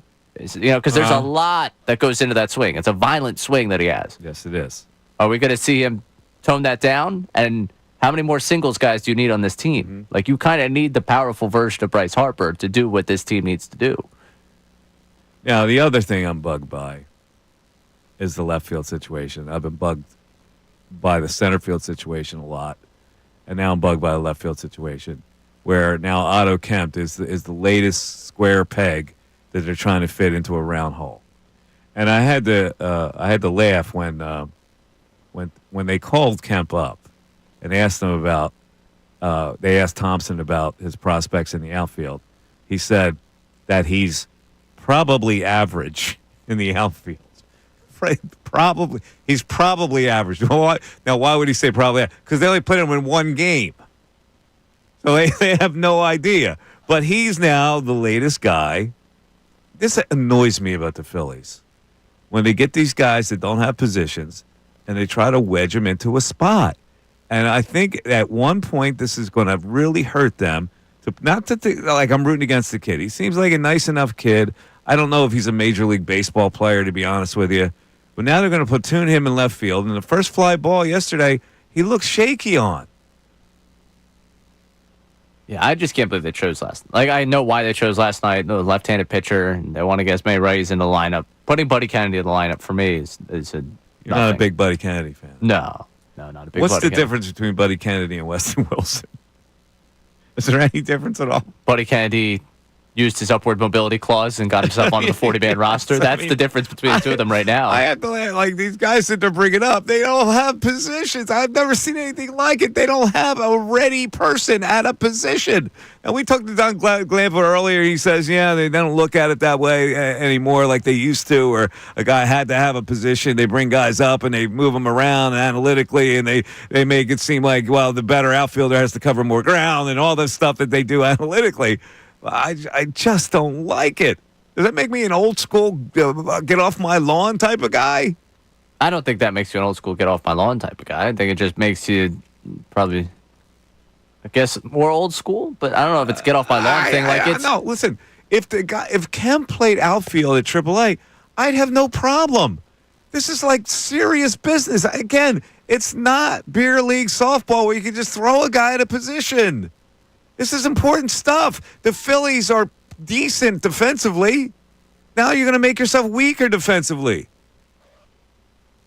Yeah. Although the metrics don't say they're decent defensively. I watched a baseball game last night with my corner outfielders were Kemp and Castellanos. That was, hey, they won. So that's good. Just the optics of going to him in left field. I know you need a right-hand side of the platoon for Kepler, but, like, it just shows you, again, it underscores what you didn't do in the offseason when this issue already existed. We knew this issue existed. We knew they needed help in the outfield, and Kepler was the answer. And I said to you last week, I don't dislike Kepler. I dislike what Kepler represents. And it represents an offseason where they had a hole, and the way they went after it was like, well, here's the supercharged Brandon Marsh. Yeah. Except he can't play center. I hear it. Let's go back to the text board. What do we have? We got a number of texts praising the anthem from earlier. Oh, there you go. Kristen Chenoweth. Yeah, with the anthem. Anthem was perfect. Holding that note was amazing. Awesome. Stirring anthem. She's a national treasure. These morons who are criticizing this will someday tell their grandkids that they heard her sing live. Well, she was having fun. Treasure. She's a talented performer. Okay, so there you go. That balances it out. I, for the life of me, can't understand the heat she took. Even one of our own, Haley, today said it was too Broadway-ish. What does that mean? I don't even know what that means. So it's too Broadway-ish. All right, what else on the text board? It's fine. We got some other people checking in on the TJ conversation from earlier. Upset with you. Honestly, there's so many to choose from. Upset with you over the TJ conversation. I don't understand why you would be upset with me when I think that most people, if it was any other player, would go, come on, man, with the tears. And if it's his mother, it becomes even bigger. Like his crying into his mother's shoulder, we still haven't verified whether that was his mother or not. Yeah, I really don't think it was. I think it was a staffer. People are speculating his mother, but it would be wild for the Pacers to have to put out a all right, and she's statement shooing away the cameras. I mean, what is this? If the camera's if the guy's going to show them crying, that's a powerful moment for a camera to catch. Yeah, they caught it. Yeah, go inside. You want to cry and then not have the camera. Inside the locker room. Yeah, people are identifying the woman that was pushing away the camera as Karen Atkinson. Atkinson, who was the VP of Player Relations for the Pacers. Oh, VP of Player Relations. Okay. It looks like from her LinkedIn picture to the picture of the woman that's pushing away the camera, she looks like that's who it is. Listen. Again, I know people are going, well, you just hate TJ. It's not about TJ. Any player who would have a bawling session, I could see moist eyes. I got that. And I saw a couple on the court. I get that. A bawling session in the shoulder of somebody, you're a professional player. You're a grown-ass man at 33 years old. I don't understand it at all. Life goes on for NBA players, man. They still get paid. I know it was a tough loss. They weren't favored to win the series. They weren't favored to win that last game. They really kind of wet the bed in the fourth quarter and didn't have any more fight left. It was a foregone conclusion, so I don't get the crying. You didn't lose on a half-court shot. Texter here, this is a kid who, by your analysis, has nothing but heart, lacks talent, lacks height, lacks ability, But if he has nothing but heart and uses absolutely all of it, how can you hate on the heart he shows after the reality of his effort not being enough and after hearing all the haters like you become a reality? Because you get so tied up with this heart thing. It's a classic Philadelphia thing. Oh, he's got heart. He's a Philly type of guy. I don't play into that. I play into talent, all right? And for me, a white 6'2" basketball player who can't shoot a jump shot has very minimal talent. He's a scrapper. He's important to a team. I get all of that. I've acknowledged all that. Just shoot a little bit for me. That's all. Well, the shooting thing is not the issue here today. The issue's not the crime. today, but that's why people say, why do you hate him? I don't hate him. I just go, how in the world can you not be able to shoot a jump shot more than 8 feet? Made $100 million doing so. Good for him. He's got $100 million more than me.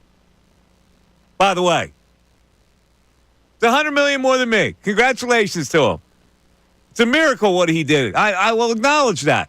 The fact that he stayed in the league and made that kind of money is phenomenal. Great testament to the kid. We got advice for you on the bamboo, what you should use it for. Father Sean saying that fly fishing rods, people use bamboo for those. People pay money for that. Or you could build yourself a tiki bar. What do you mean sell it? For fly fish, I can sell my bamboo? I guess. I can't sell it. Who am I going to sell it to?